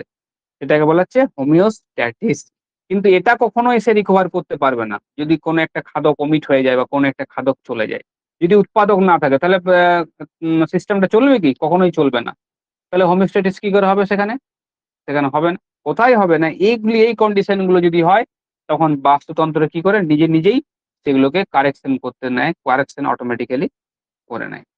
বুঝছে? এইবারে এখানে একটি টার্ম আছে, বিভিন্ন টার্ম গুলো আমরা এবারে একটু জেনে নিই। দেখো ইকোটোন আছে, ইকোটোন। ইকোটোন টার্মটি মনে রাখবে ক্লিমেন্টস, ক্লিমেন্টস প্রথম ইউজ করেন। কে ইউজ করেন? ক্লিমেন্টস ইকোটার্ম কথাটি ইউজ করেন। ইকোটোন বলতে কি বোঝায়? না ইকোটোন মানে হচ্ছে গিয়ে দুটি বাস্তুতন্ত্রের যে ট্রানজিশনাল যে জোন, সেই ট্রানজিশনাল জোনকে বলা হয় কি? ইকোটোন বলা হয়। এই একটি বাস্তুতন্ত্র আছে, এই একটি বাস্তুতন্ত্র আছে। এই বাস্তুতন্ত্রের মাঝে কিছু কি হবে? এরও কিছু বৈশিষ্ট্য থাকবে বা এরও কিছু প্রজাতি এখানে থাকবে, এরও কিছু এখানে প্রজাতি থাকবে। এই যে অঞ্চলটা, এই অঞ্চলটাকে কি বলা হচ্ছে? ইকোটোন বলা হচ্ছে। বুঝতে পারছো তো? সেটাকে কি বলা হচ্ছে? ইকোটোন। তাহলে এটা কে বলেছিলেন? এটাকে ক্লিমেন্টস যে ধারণাটি, সেই ক্লিমেন্টস এই ধারণাটিকে দিয়েছিলেন। আমি আর বিস্তারিত যাচ্ছি না, ইকোটোনস নিয়ে আরো কিছু জানার আছে, কিন্তু অতগুলো তোমাদের কোর স্টাডি এখন না জানলে হবে। এখন এটা এটুকু জেনে রাখো যে বাস্তুতন্ত্রের যেটা ট্রানজিশনাল জোন, যেখানে একে অপরের বৈশিষ্ট্যগুলি একে অপরের সাথে মিলিত হয়, সেই অঞ্চলটিতে মানে ধীরে ধীরে চেঞ্জ হয়, হঠাৎ করে তো নয় যে হঠাৎ করে চেঞ্জ হয়ে গেল। এই আমার এখানে তোমার হচ্ছে গিয়ে ট্রপিক্যাল রেন ফরেস্ট এখান থেকে শেষ হয়েছে, এখান থেকে গ্রাসল্যান্ড শুরু হয়ে গেল, এমনটা তো নয়। আস্তে আস্তে আস্তে আস্তে সেই গাছগুলি আস্তে আস্তে ছোট ছোট হবে, আস্তে আস্তে ছোট হবে, এবং আস্তে আস্তে গ্রাসল্যান্ড বা ডেজার্টে পরিণত হবে, বা মানে ডেজার্টের যে তোমার হচ্ছে গিয়ে সিস্টেম আছে সেই ডেজার্টের সিস্টেম দিকে যাবো, বা ডেজার্ট যে অঞ্চল আছে সেই অঞ্চলের দিকে। তার মানে আস্তে আস্তে দুটোরই যে বৈশিষ্ট্যগুলো, সেই বৈশিষ্ট্যগুলো যখন মিলেমিশে একাকার হয়ে যায় যে অঞ্চল বরাবর, সেই অঞ্চলটাকে বলা হচ্ছে ইকোটোন।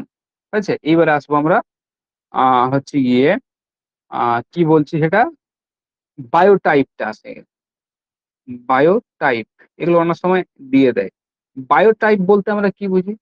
না বায়োটাইপ হচ্ছে গিয়ে তোমার কোনো একটি জীবের, ঠিক আছে, কোনো একটি জীবের যে নির্দিষ্ট যে প্রজাতি, সেই নির্দিষ্ট প্রজাতিটাকে বলা হয় বায়োটাইপ। টাইপ মানে কি? যে বায়োর টাইপ, ঠিক আছে, সেটাকে বলা হচ্ছে বায়োটাইপ। এবারে এখানে আর একটা আছে বায়োটোপ। দেখো বায়োটোপ জিনিসটা কি? বায়োটোপ জিনিসটার কিছুই না, এটা টার্মটা ইউজ করেছিলেন জেনে রাখো যে হচ্ছে আর্নেস্ট হেকেল। আর্নেস্ট হেকেল এই টার্মটা প্রথম ইউজ করেছিল। এই যে বায়োটোপ গুলো, এই বায়োটোপ সরি এই যে বায়োটাইপ গুলো যে অঞ্চলটাতে আছে, সেটাই হচ্ছে গিয়ে বায়োটোপ। বায়োটোপ কিছুই না, যেটাকে আমরা হ্যাবিটেট বলি। হ্যাবিটেট, হ্যাবিটেট মানে যেটা বসবাসযোগ্য যে স্থান, বসবাসযোগ্য যে স্থান, সেই স্থানটাই হচ্ছে গিয়ে কি? সেই স্থানটা হচ্ছে গিয়ে বায়োটোপ। হয়েছে? বায়োটোপ জিনিসটা কি? এবার আছে বায়োডোম। দেখো আছে কি আছে? বায়োডোম। বায়োডোম জিনিসটা কি? না এই বায়োডোম যদি মানুষ কোনো কৃত্রিম ভাবে কোনো বাস্তুতন্ত্রের যদি একটা সিস্টেম চালু করে, ঠিক আছে, তখন সেটাকে কি বলা হচ্ছে? বায়োডোম। ধরো কোনো একটা অ্যাকোয়ারিয়াম সৃষ্টি করলো, ঠিক আছে, অ্যাকোয়ারিয়াম কি মানুষ সেখানে খাবার দেবে, মাছ থাকবে, আরো কিছু থাকবে, তখন সেটা কি? তখন সেটা বায়োডোম। এই যে গ্রিন হাউস, যে তোমার হচ্ছে এই যে গ্রিন হাউস করে যে সমস্ত ফুল শাকসবজি লাগানো হয় বা ভেজিটেবলস এর চাষ করা হয়, সেগুলি কি? সেগুলি এক ধরনের বায়োডোম। তার মানে এগুলি মানুষ দ্বারা নির্মিত কৃত্রিম যে বাস্তুতন্ত্রগুলো আছে, সেগুলোকে বলা হয় বায়োডোম। তাহলে এটা কৃত্রিম ভাবে সৃষ্ট, আমরা বলতে পারি কৃত্রিম ভাবে সৃষ্ট যে বাস্তুতন্ত্র,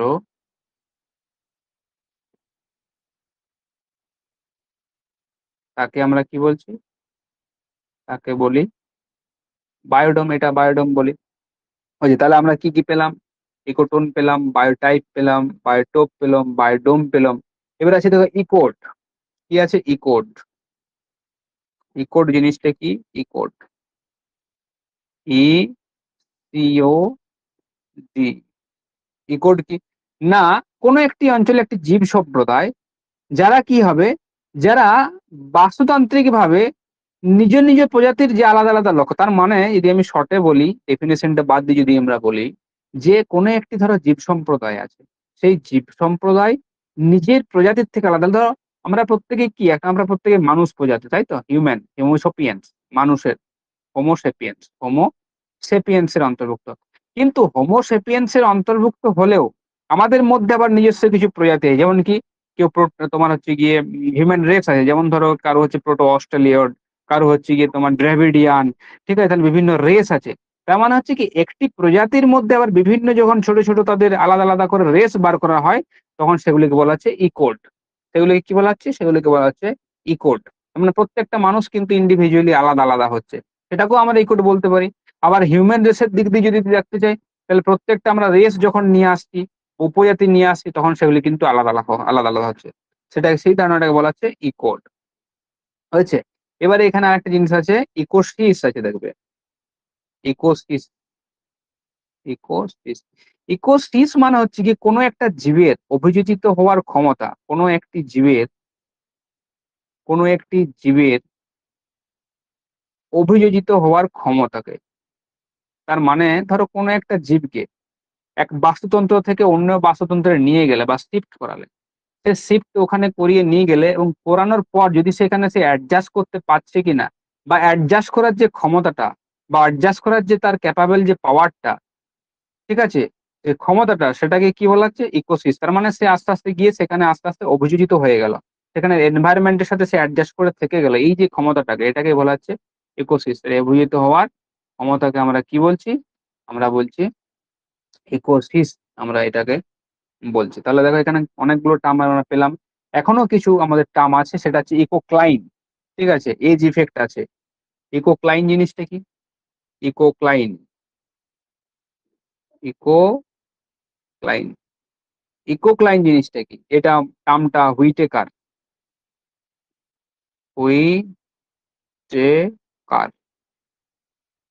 হুইটেকার এই টার্মটা ১ম ইউজ করেছিলেন। ঠিক আছে? এটার সাথে এইটার সেইভাবে কোনো কিন্তু পরিবর্তন নেই। হুইটেকার কি বলেছিলেন? হুইটেকার বলেছিলেন এটাকে উনি জাস্টিফাই করেছিলেন। উনি কি বলেছিলেন? যে পরিবেশগত পার্থক্যের কারণে যখন কোনো উদ্ভিদের যে শারীরবৃত্তীয় পরিবর্তন হয়, এখানে কি বলা হয়েছে? দেখো কিটা এখানে জীবের যে বলা হয়েছে, মানে টোটাল এন্টায়ার জীবটাকে আমি তখন ধরে নিচ্ছি। হুইটেকার কি বলেন? হুইটেকার তো একজন জীববিজ্ঞানী ছিলেন। জীববিজ্ঞানী বলতে উনি প্ল্যান্ট বিশারদ ছিলেন। কি? প্ল্যান্ট। প্ল্যান্ট ওনার স্পেশাল ছিল আরকি। প্ল্যান্ট নিয়ে উনি গবেষণা করতেন। উনি বললেন যদি এই প্ল্যান্ট গুলোকে যদি তার এক পরিবেশ থেকে, ধরো আমার এই পরিবেশে প্ল্যান্ট আছে, সেই প্ল্যান্টটাকে আমি ডেজার্টে নিয়ে যাবো বা সেমি ডেজার্টে নিয়ে যাবো। তাহলে তার যে শারীরবৃত্তীয় যে পরিবর্তনগুলো আসবে, সেই শারীরবৃত্তীয় পরিবর্তনটাকে কি বলা হয়েছে? ইকোক্লাইন বলা হয়েছে। হয়েছে? তাহলে কোনো একটি প্ল্যান্টের যদি কোনো ইকোসিস্টেম পরিবর্তন করো, বা তার অভিযোজিত হওয়ার যে বা শারীরবৃত্তীয় অভিহিত হওয়ার ক্ষমতার ফলে যে শারীরবৃত্তীয় যে পরিবর্তনগুলো ঘটে, সেই পরিবর্তনগুলোকে বলা হয় ইকোক্লাইন। হয়েছে? এরপরে দেখো আরো দুটো টার্মে আসবো, সেটা হচ্ছে edge effect and deep ecology আর শ্যালো ইকোলজি। ৩ টে টার্ম আসে। এগুলো কিন্তু পরীক্ষাতে আসে। তাহলে আমি এখানেই লিখছি এজ ইফেক্ট। কি বলা হচ্ছে? এজ। এজ মানে কি? Age effect. এজ ইফেক্ট ধারণাটা হচ্ছে গিয়ে, এই ধরো আমার ইকোটোন আছে। হয়েছে? এই ধরো ইকোটোন আছে। এখানে আমি এগুলো একটা প্রজাতি দেখাচ্ছি, বিভিন্ন স্টার দিয়ে প্রজাতি দেখাচ্ছি। এখানে স্টার, আমি এখানে এক ধরনের প্রজাতি, এটা এক ধরনের প্রজাতি, এটা এক ধরনের প্রজাতি।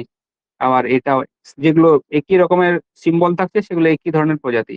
আবার এটাতেও ধরো কিছু প্রজাতি রয়েছে। ঠিক আছে? এটাতেও আমি বল দিচ্ছি। এখানেও কিছু প্রজাতি রয়েছে, এই প্রজাতি রয়েছে, এই প্রজাতি রয়েছে, এই প্রজাতি রয়েছে। সেম প্রজাতি আরকি। আবার ধরো এখানে অন্য প্রজাতি রয়েছে, স্টার দিচ্ছি। এখানে অন্য প্রজাতি রয়েছে, এখানে রয়েছে। হুম? এখন এই যে ট্রানজিশনাল যে জোন আছে, সেই ট্রানজিশনাল জোনে এখানে দেখো কটি প্রজাতি রয়েছে? ১ টি প্রজাতি, ২ টি প্রজাতি, ৩ টি প্রজাতি রয়েছে। এখানে কটি রয়েছে? ৩ টি প্রজাতি। একটি স্কোয়ার, একটি ট্রায়াঙ্গেল, একটি তোমার হচ্ছে গিয়ে এই স্টার রয়েছে। এখানে কি আছে? এখানে একটি সার্কেল আছে। একটি প্রজাতি এগুলো ধরলাম একটা সার্কেল, একটি প্রজাতি, স্টার। এখানে ২ টি প্রজাতি রয়েছে। এখানে কটি প্রজাতি রয়েছে? ২ টি প্রজাতি। একটি হচ্ছে ২ টি প্রজাতি রয়েছে। এখন এই যে ট্রানজিশন জোন, আমি ট্রানজিশন জোনে আমি দেখাচ্ছি একটি স্টার আছে, একটি গোল আছে, সার্কেল আছে, একটি তোমার হচ্ছে গিয়ে স্কোয়ার আছে, একটি ট্রায়াঙ্গেল আছে, অপরপক্ষে অপর একটি স্টার আছে। হয়েছে? তাহলে এখানে যদি দেখি, তাহলে আমার কটা প্রজাতি দেখাচ্ছে আমরা? ১ টা, ২ টো, ৩ টে, ৪ টা, ৫ টা। তাহলে এখানে আরো ৫ টা প্রজাতি দেখাচ্ছে। ৫ টা প্রজাতি দেখাচ্ছে। অ্যাকচুয়ালি এখানে যে অঞ্চল বরাবর বা যে স্থান বরাবর বা যে ট্রানজিশনাল অঞ্চল বরাবর জীবের যে বৈচিত্র্য বা প্রান্তীয় যে অঞ্চল বরাবর জীবের যে বৈচিত্র্য যদি বেশি থাকে, জীবের যদি বৈচিত্র্য বেশি হয়, তখন সেই ধরনের ইফেক্টকে বলা হয় এজ ইফেক্ট। ঠিক আছে? জীবের যদি বৈচিত্র্য, আচ্ছা, যদি সহজভাবে তোমাদেরকে বলি, ধরো আমার এই একটি বাস্তুতন্ত্র আছে, এই একটি বাস্তুতন্ত্র আছে। এজ ইফেক্ট আমি বলছি না। এটি হচ্ছে কি নরমালি অরণ্যের বাস্তুতন্ত্র, অরণ্য। আর এটি হচ্ছে মরুভূমির বাস্তুতন্ত্র। হয়েছে? এই যে অরণ্যের বাস্তুতন্ত্র, এখানে পাখি প্রচুর পরিমাণে আছে। আর এখানে ধরো মরুভূমি। মরুভূমিতে কি থাকবে? মরুভূমিতে নরমালি ফাঁকাই থাকবে। তাহলে এক্ষেত্রে অরণ্যের রেসপেক্টিভ এ এখানে এজ স্পিসিস হবে পাখি। কারণ কোন প্রজাতিটা বেশি পরিমাণে আছে? পাখি। পাখি ছাড়াও এখানে অনেক প্রজাতি আছে। কিন্তু পাখির পরিমাণ এখানে সর্বোচ্চ রয়েছে। তাহলে এটা এজ স্পিসিস হলো। এখানে ধরো মরুভূমিতে ধরো বন্য সাপ রয়েছে। তাহলে সেই সাপটা ধরো বেশি আছে। তাহলে সাপটা হবে মরুভূমির হচ্ছে গিয়ে তোমার এজ স্পিসিস। এখন এই দুটো যদি একসাথে কোলাইড করে, এই দুটো যদি এরকম একসাথে কোলাইড করে, তাহলে কি হবে? পাখি আর হচ্ছে গিয়ে সাপ দুটো একসাথে মিক্স থাকবে।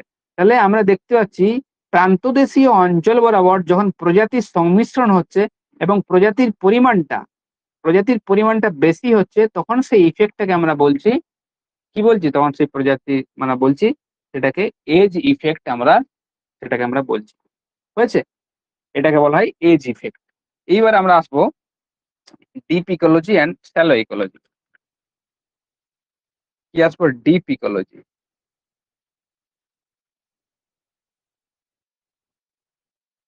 ডিপ ইকোলজির ধারণাটি দিয়েছিলেন একজন নরওয়েজিয়ান দার্শনিক ছিলেন।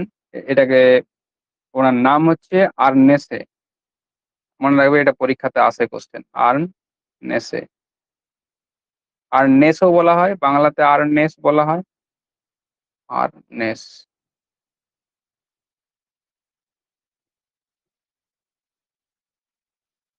স্ট্যান্ডিং গ্রাফটা বলছি। আচ্ছা দেখো, আর্নেস বলতে কি? আর্নেস হচ্ছে কি তোমার অ্যাকচুয়ালি যে, উনি একজন দার্শনিক ছিলেন, নরওয়েজিয়ান দার্শনিক। উনি কি বলেন? এই যে অ্যাপ্রোচ ডিপ ইকোলজি, আমি এখানে শ্যালো ইকোলজি দুটো একসাথেই বলছি তাহলে বুঝতে সুবিধা হবে। শ্যালো ইকোলজি, এই দুটো চিন্তা ভাবনাই হচ্ছে গিয়ে এক ধরনের পরিবেশগত চিন্তা ভাবনা। ঠিক আছে? ডিপ ইকোলজিতে এখানে নরমালি আমাদের যে, দেখো, আমাদের জীবনে বেঁচে থাকতে গেলে আমাদের পরিবেশ এবং মানুষ বা পরিবেশের সাথে, আমাদের মানুষ তো একদম পরিবেশেরই একটা জীব। তাহলে পরিবেশে মানুষ ছাড়াও তো অন্য জীব আছে। তাই তো? পরিবেশে মানুষ ছাড়াও অন্য জীব আছে। তাহলে আর্নেসে ১ম এটা বলেন যে আমাদের পরিবেশের মধ্যে মানুষই কিন্তু সর্বেসর্বা নয়। মানুষ ছাড়াও অন্য আরো জীব আছে। ঠিক আছে? আমরা যেমন মানুষকে গুরুত্ব দিচ্ছি, সেরকম ভাবে পরিবেশকেও কিন্তু গুরুত্ব দিতে হবে। পরিবেশের সাথে থাকা আরো অন্যান্য যে জীব আছে, সেই জীবকেও গুরুত্ব দিতে হবে। ঠিক আছে? পরিবেশের সাথে জীব একান্তভাবে, আন্তরিকভাবে বা একাত্মভাবে জড়িত আছে। মানুষ হচ্ছে গিয়ে একটা পরিবেশেরই একটা হচ্ছে গিয়ে খুব উন্নততর প্রজাতি আমরা বলতে পারি। কিন্তু মানুষ তার নিজের সুবিধামতো পরিবেশকে কাজে লাগাচ্ছে। কিন্তু এই সুবিধামতো কাজে লাগাতে গেলে ভবিষ্যৎ প্রজন্ম কিন্তু আমাদের অন্ধকারের দিকে চলে যাবে। সুতরাং এই যে ধারণা, এই ধারণা থেকে বেরিয়ে আসতে হবে। এই ধারণা থেকে বেরিয়ে এসে মানুষের যেরকম গুরুত্ব আমরা দিচ্ছি, সেরকম পরিবেশের পরিবেশকেও কিন্তু আমরা সেইভাবে গুরুত্ব দেব। তিনি বলেন, মানুষ এবং পরিবেশ হচ্ছে গিয়ে একটা মুদ্রার এপিঠ এবং ওপিঠ। তার মানে একটা টাকার বা কয়েনের একটা এপিঠ এবং ওই পিঠ। তাহলে ডিপ যে ইকোলজি, গভীর ইকোলজিতে কিসের কথা বলা হয়? না, গভীর ইকোলজিতে বলা হয় পরিবেশের সাথে মানুষের কথা। পরিবেশের সাথে মানুষের কথা। পরিবেশের সাথে মানুষের যে গুরুত্ব, এটা লিখবে, পরিবেশের সাথে মানুষের গুরুত্বের কথা বলা হয়। গুরুত্বের কথা বলা হয়। তার মানে একই সাথে তোমাকে পরিবেশকেও গুরুত্ব দিতে হবে। পরিবেশ ও মানুষ হলো, এটুকু জেনে রাখো, পরিবেশ ও মানুষ হলো একটি কয়েনের একটি কয়েনের, বা একটি মুদ্রার এপিঠ এবং ওপিঠ। এপিঠ এবং অন্যপিঠ। তার মানে মানুষকে আমরা যেমন গুরুত্ব দিচ্ছি, সেরকম ভাবে আমাদের যে পরিবেশ, সেই পরিবেশকেও কিন্তু আমাদের গুরুত্ব দিতে হবে। এখন এই শ্যালো ইকোলজি কি? শ্যালো ইকোলজি আগে এসছে, তারপরে ডিপ ইকোলজি এসছে। শ্যালো ইকোলজিতে কি বলা হয়? না, শ্যালো ইকোলজি ধারণাটা পুরো হচ্ছে anthropocentric, তার মানে পুরোপুরি মানব কেন্দ্রিক। anthropocentric টার্মটা মনে রাখবে। অ্যানথ্রোপো অ্যানথ্রো অ্যানথ্রো অ্যানথ্রোপোসেন্ট্রিক অ্যানথ্রোপোসেন্ট্রিক ধারণা বা মানব কেন্দ্রিক ধারণা। এখানে কি বলা হচ্ছে? এখানে বলা হচ্ছে যে এই যে মানুষ, ঠিক আছে? এই মানুষই হচ্ছে গিয়ে সর্বে সর্বা। সর্বে বা, শেষ কথা আমরা বলতে পারি। এখানে সবথেকে বেশি মানুষকে গুরুত্ব দেওয়া হয়। পরিবেশের তুলনায় এখানে মানুষকে গুরুত্ব দেওয়া হয়। তাহলে এখানে পরীক্ষাতে কোয়েশ্চেন আসতে পারে যে কোনটি ডিপ ইকোলজি সম্বন্ধে ঠিক নয় বা কোনটি শ্যালো ইকোলজি সম্বন্ধে ঠিক। তাহলে এই জিনিসগুলো একটু কিন্তু মনে রাখবে যে কোনটি ডিপ ইকোলজি, কোনটি শ্যালো শ্যালো ইকোলজি, নাহলে কিন্তু গন্ডগোল হয়ে যাবে। আর এই যে উম আর্নেস্ট যে ধারণাটা দিয়েছিল সেইটা কিন্তু অবশ্যই মনে রাখবে যে ওই ধারণাটা কি। ঠিক আছে? হয়েছে?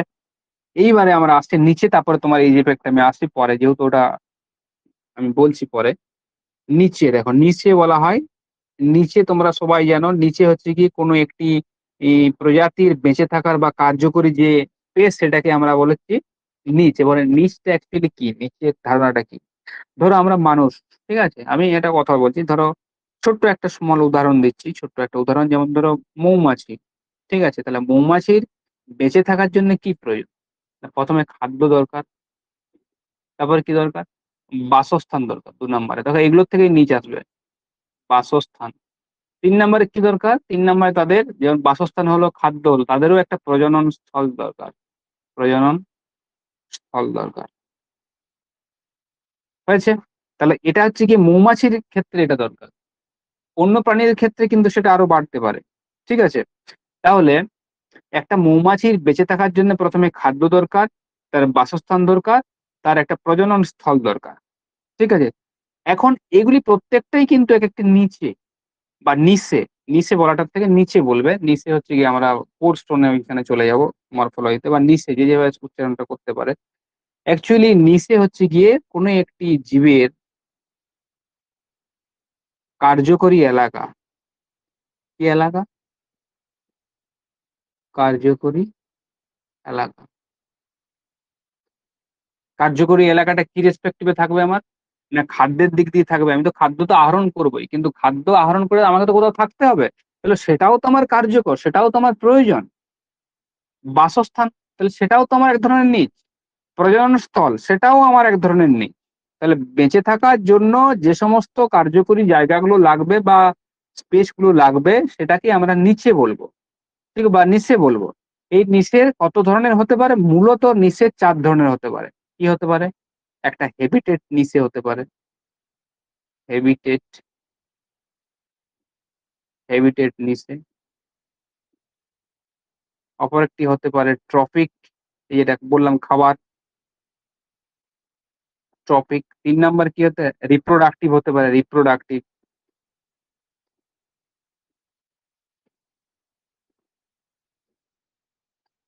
রিপ্রোডাক্টিভ হতে লিখে নেবে এগুলো।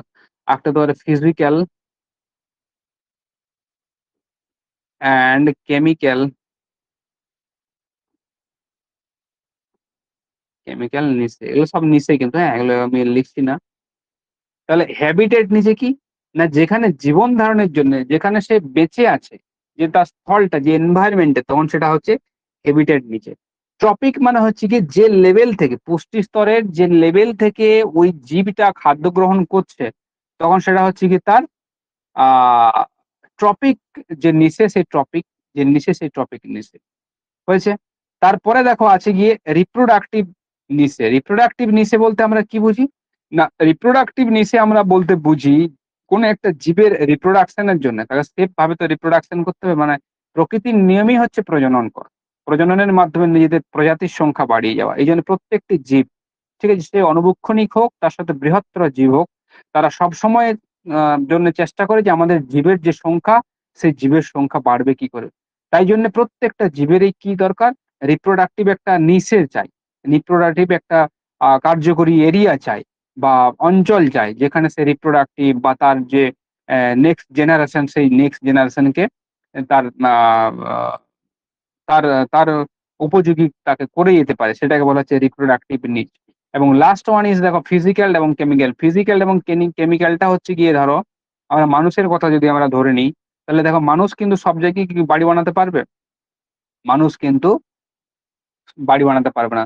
এখানে স্লোপ, এখানে টেম্পারেচার, এখানে বৃষ্টিপাত এই যে সমস্ত উপাদানগুলো আছে ভূমির ঢাল এইগুলো যে হচ্ছে গিয়ে তোমার আ প্রভাব বিস্তার করছে সেগুলোকে বলা হয় ফিজিক্যাল এবং কেমিক্যাল। তাহলে এগুলো লিখে নেবে। তাহলে হ্যাবিটেট নিচ কোনটা হলো, ট্রপিক্যাল বলছি ট্রপিক নিচ কোনটা হলো, রিপ্রোডাক্টিভ নিচ কোনটা হলো এবং ফিজিক্যাল এবং কেমিক্যাল যে নিচ সেই নিচ কোনটা হলো। নিচ অ্যাকচুয়ালি হচ্ছে কি জীবের যে কার্যকরী বসবাসের জন্য জীবের বেঁচে থাকার জন্য যে কার্যকরী এরিয়া, সেই এরিয়াটাকে বলছে হচ্ছে গিয়ে তোমার নিচে। হয়েছে? এবারে আমরা আসবো লাস্ট হচ্ছে এজ ইফেক্ট। এজ ইফেক্ট নয়, তুমি কি বললে? আ হচ্ছে গিয়ে স্ট্যান্ডিং ক্রপ। স্ট্যান্ডিং ক্রপ আর কিছুই না, স্ট্যান্ডিং ক্রপ। ক্রপ মানে কি? ক্রপ মানে ফসল। ঠিক আছে? স্ট্যান্ডিং মানে দাঁড়িয়ে থাকা। ঠিক আছে? তাহলে স্ট্যান্ডিং ক্রপ ফসল মানে হচ্ছে গিয়ে অ্যাকচুয়ালি এখানে উৎপাদনের কথা বলা হয়েছে বা বায়োমাসের কথা বলা হয়েছে বা প্রাণীর মোট ভরের কথা বলা হয়েছে। বায়োমাস মানে কি? জীবের যে শুষ্ক যে ওজন সেই ওজনের কথা বলা হয়েছে। অ্যাকচুয়ালি আমরা যদি ইকোসিস্টেমের রেস্পেক্টিভ এ দেখি তাহলে আমাদের ইকোসিস্টেমটা পুরোপুরি কি হয় বলতো এক ধরনের উৎপাদক থেকে শুরু হয়। তাহলে সমস্ত কিছুর মূলে আছে কে? সেই হচ্ছে গিয়ে তোমার উৎপাদক।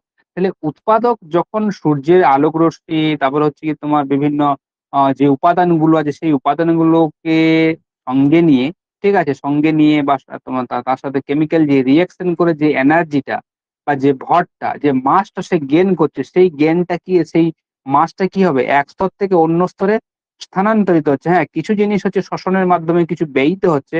কিন্তু যে ভরটা আছে সেই ভরটা বা খাদ্যের যে আ আ তোমার হচ্ছে কি যোগানটা, সেই যোগানটা কি হচ্ছে এক জায়গা থেকে অন্য জায়গাতে ধীরে, ধীরে স্থানান্তরিত হচ্ছে। এই যে তোমার হচ্ছে গিয়ে আপাতপক্ষে স্থানান্তরিত হচ্ছে, পুরোটা কি স্থানান্তরিত হয়? পুরোটা কখনোই কিন্তু স্থানান্তরিত হয় না। ঠিক আছে? যেমন আমি এখানে স্ট্যান্ডিং ক্রপ এর উদাহরণ দিয়ে আমরা বলতে পারি। ধরো আমাদের যে কয়লার এখন আহরণ করছি, ঠিক আছে? কয়লার যে আহরণ করছি সে কয়লাটা অ্যাকচুয়ালি কি আমাদের সেই সময়ের যে উদ্ভিদগুলো ছিল সেই উদ্ভিদগুলোর মধ্যে থাকা যে ভরটা ছিল বা যে মাসটা ছিল সেই এনার্জির যে মাসটা ছিল, সেই এনার্জিটাই আমরা এখন কয়লার রূপে পাচ্ছি। ঠিক আছে? তাহলে এটাকেই বলা হচ্ছে স্ট্যান্ডিং ক্রপ। আমরা স্ট্যান্ডিং ক্রপটা যদি একটা সিস্টেমের মাধ্যমে দেখতে চাই, তাহলে কি হবে? তাহলে দেখতে হবে যে এই খাদ্য স্তর থেকে অন্য একটি খাদ্য স্তরে যখন হচ্ছে গিয়ে ওই এনার্জিটার যে প্রবাহ যেটা আমরা শক্তি প্রবাহ বলি, শক্তি প্রবাহ অ্যাকচুয়ালি কি? অ্যাকচুয়ালি সেই খাদ্য। সেই খাদ্যের যেটা ১ম উৎপাদিত হয়েছিল সেটাই যখন প্রবাহিত হচ্ছে, তখন আমরা সেটাকে স্ট্যান্ডিং ক্রপ বলছি। তার মানে হচ্ছে গিয়ে যে খাদ্যের যে যোগান, খাদ্যের যে পরিমাণ, সেই পরিমাণটা কিন্তু এক স্তর থেকে অন্য স্তরে যে যাচ্ছে, যে ফসল আমার উৎপন্ন হয়েছিল সেই ফসল আমি কিন্তু এক খাদ্য স্তর থেকে অন্য খাদ্য স্তরে যখন আমি পেয়ে থাকছি, তখন হচ্ছে গিয়ে তোমার আ সেটাকেই বলা হচ্ছে গিয়ে তোমার স্ট্যান্ডিং ক্রপ। ঠিক আছে? এইবারে দেখো আর কিছু বাকি থেকে গেল কি ইকোসিস্টেমে? হ্যাঁ, ইকোসিস্টেমের একবার ইয়েগুলো একটু আবার দেখে নেবে ওই আ তোমার যে ক্যারেক্টারিস্টিক গুলো আছে, যে বৈশিষ্ট্যগুলো আছে, সেই বৈশিষ্ট্যগুলো একবার করে দেখে নেবে তো। দাঁড়াও আমি একটু দেখে নিই যদি কিছু বাদ থেকে যায়।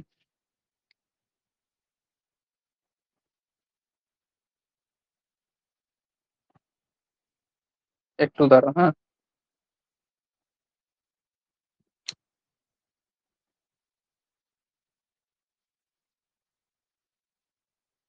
কে আছে? অনির্বাণ, সৌরভ, তপতি ৩ জন। বাকিরা কোথায়? বাকিদের কি রবিবার ছাড়া হবে না নাকি? আচ্ছা এখানে একটা জিনিস বলে দেই, বলা হয়নি।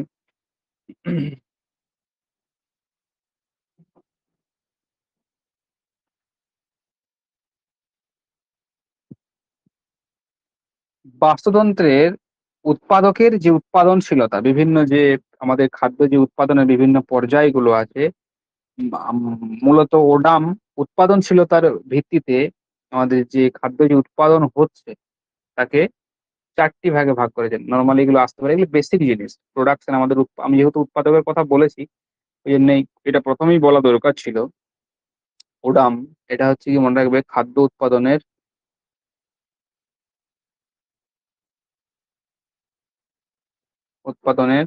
পর্যায়সমূহ।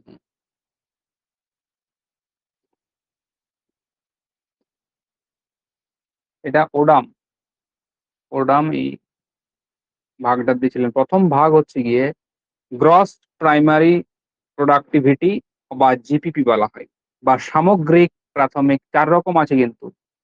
সামগ্রিক প্রাথমিক উৎপাদনশীলতা, প্রাথমিক উৎপাদনশীলতা এটা বলতে কি বোঝায়? না, কোনো একটা উৎপাদক প্রাইমারিলি যখন সালোক সংশ্লেষের ফলে যে মোট জৈব পদার্থটা তার শরীরে সঞ্চয় করছে, ঠিক আছে? যেটার কথা স্ট্যান্ডিং ক্রপ হিসেবে বলছিলাম, ঠিক আছে? অ্যাকচুয়ালি কি জৈব পদার্থ হিসেবেই তো সঞ্চিত করছে। তখন সেটাকে বলছে হচ্ছে গিয়ে সামগ্রিক প্রাথমিক উৎপাদনশীলতা। দেখো এখানে নরমালি যখন শ্বসনের জন্যে, শ্বসন মানে তার যে ক্রিয়াকলাপগুলো আছে, তাকে জল টানতে হয়, তার জন্য যে খরচা হয়, ঠিক আছে? তার জন্য যে জৈব পদার্থ যে ব্যয় হয়, সেটাকে ইনক্লুড করে বলা হয়। তাহলে আমরা এখানে বলতে পারি যে জিপিপি বলতে আমরা বোঝাই কি? যে প্রাথমিক মোট উৎপাদন, মোট উৎপাদন, উৎপাদন প্লাস কি? প্লাস তার সাথে যে শ্বসনের জন্য যেটা আমার খরচ হচ্ছে সেটা। এটা হচ্ছে, এটা মনে রাখবেন। মোট উৎপাদন প্লাস শ্বসন। শ্বসন প্রক্রিয়ার জন্যে, ঠিক আছে? যে পরিমাণ আমাদের জৈব পদার্থ বা শক্তি ব্যয় হচ্ছে, সেই দুটোকে একসাথে বলা হয় গ্রস প্রাইমারি প্রোডাক্টিভিটি। ঠিক আছে? সেকেন্ড হচ্ছে গিয়ে এনপিপি। এনপিপি, এনপিপি কোনটা? এনপিপি বলতে নেট বা নিট প্রাইমারি, আচ্ছা বাংলাতে লিখছি, মোট প্রাথমিক উৎপাদনশীলতা। মোট প্রাথমিক উৎপাদনশীলতা। অনেক কিছু জিনিস আছে এই চ্যাপ্টারে, অনেক কিছু জিনিস আছে। মোট প্রাথমিক উৎপাদনশীলতা। এখানে বলা হচ্ছে যে শ্বসনটাকে বাদ দেওয়া হয়েছে। তাহলে আমরা কি বলতে পারি? জিপিপি মাইনাস হচ্ছে শ্বসন, তাই তো? জিপিপি মাইনাস শ্বসন কি হবে? এনপিপি হবে। ঠিক আছে? নেট প্রাইমারি যে প্রোডাক্টিভিটি সেটাকে বলা হয়। ৩ নাম্বার আছে নেট কমিউনিটি প্রোডাক্টিভিটি, মানে সম্প্রদায়গত এনসিপি, এটাকে সংক্ষেপে বলা হয়। বাংলাতে বলা হচ্ছে সম্প্রদায়গত মোট উৎপা উৎপাদনশীলতা। সম্প্রদায়গত উৎপাদনশীলতা বলতে কি? ধরো কোনো একটা নির্দিষ্ট সময়, ঠিক আছে? কোনো একটা সময়ের নিরিখে, মানে কোনো একটা সময়ের টাইম পিরিয়ড এর মাধ্যমে ধরো যে সমস্ত পরভোজী জীবগুলো আছে, সেই জীবগুলো কর্তৃক যে সমস্ত খাবারটা তারা গ্রহণ করেছিল। ধরো এখানে আমার প্রাইমারি উৎপাদক আছে, তাই তো? উৎপাদক আছে। আর এখানে পরভোজী বা খাদক আছে। কি আছে? পরভোজী বা খাদক। তাহলে কোনো একটা সময়ে এখানে যে সমস্ত খাদকগুলো থাকবে, ঠিক আছে?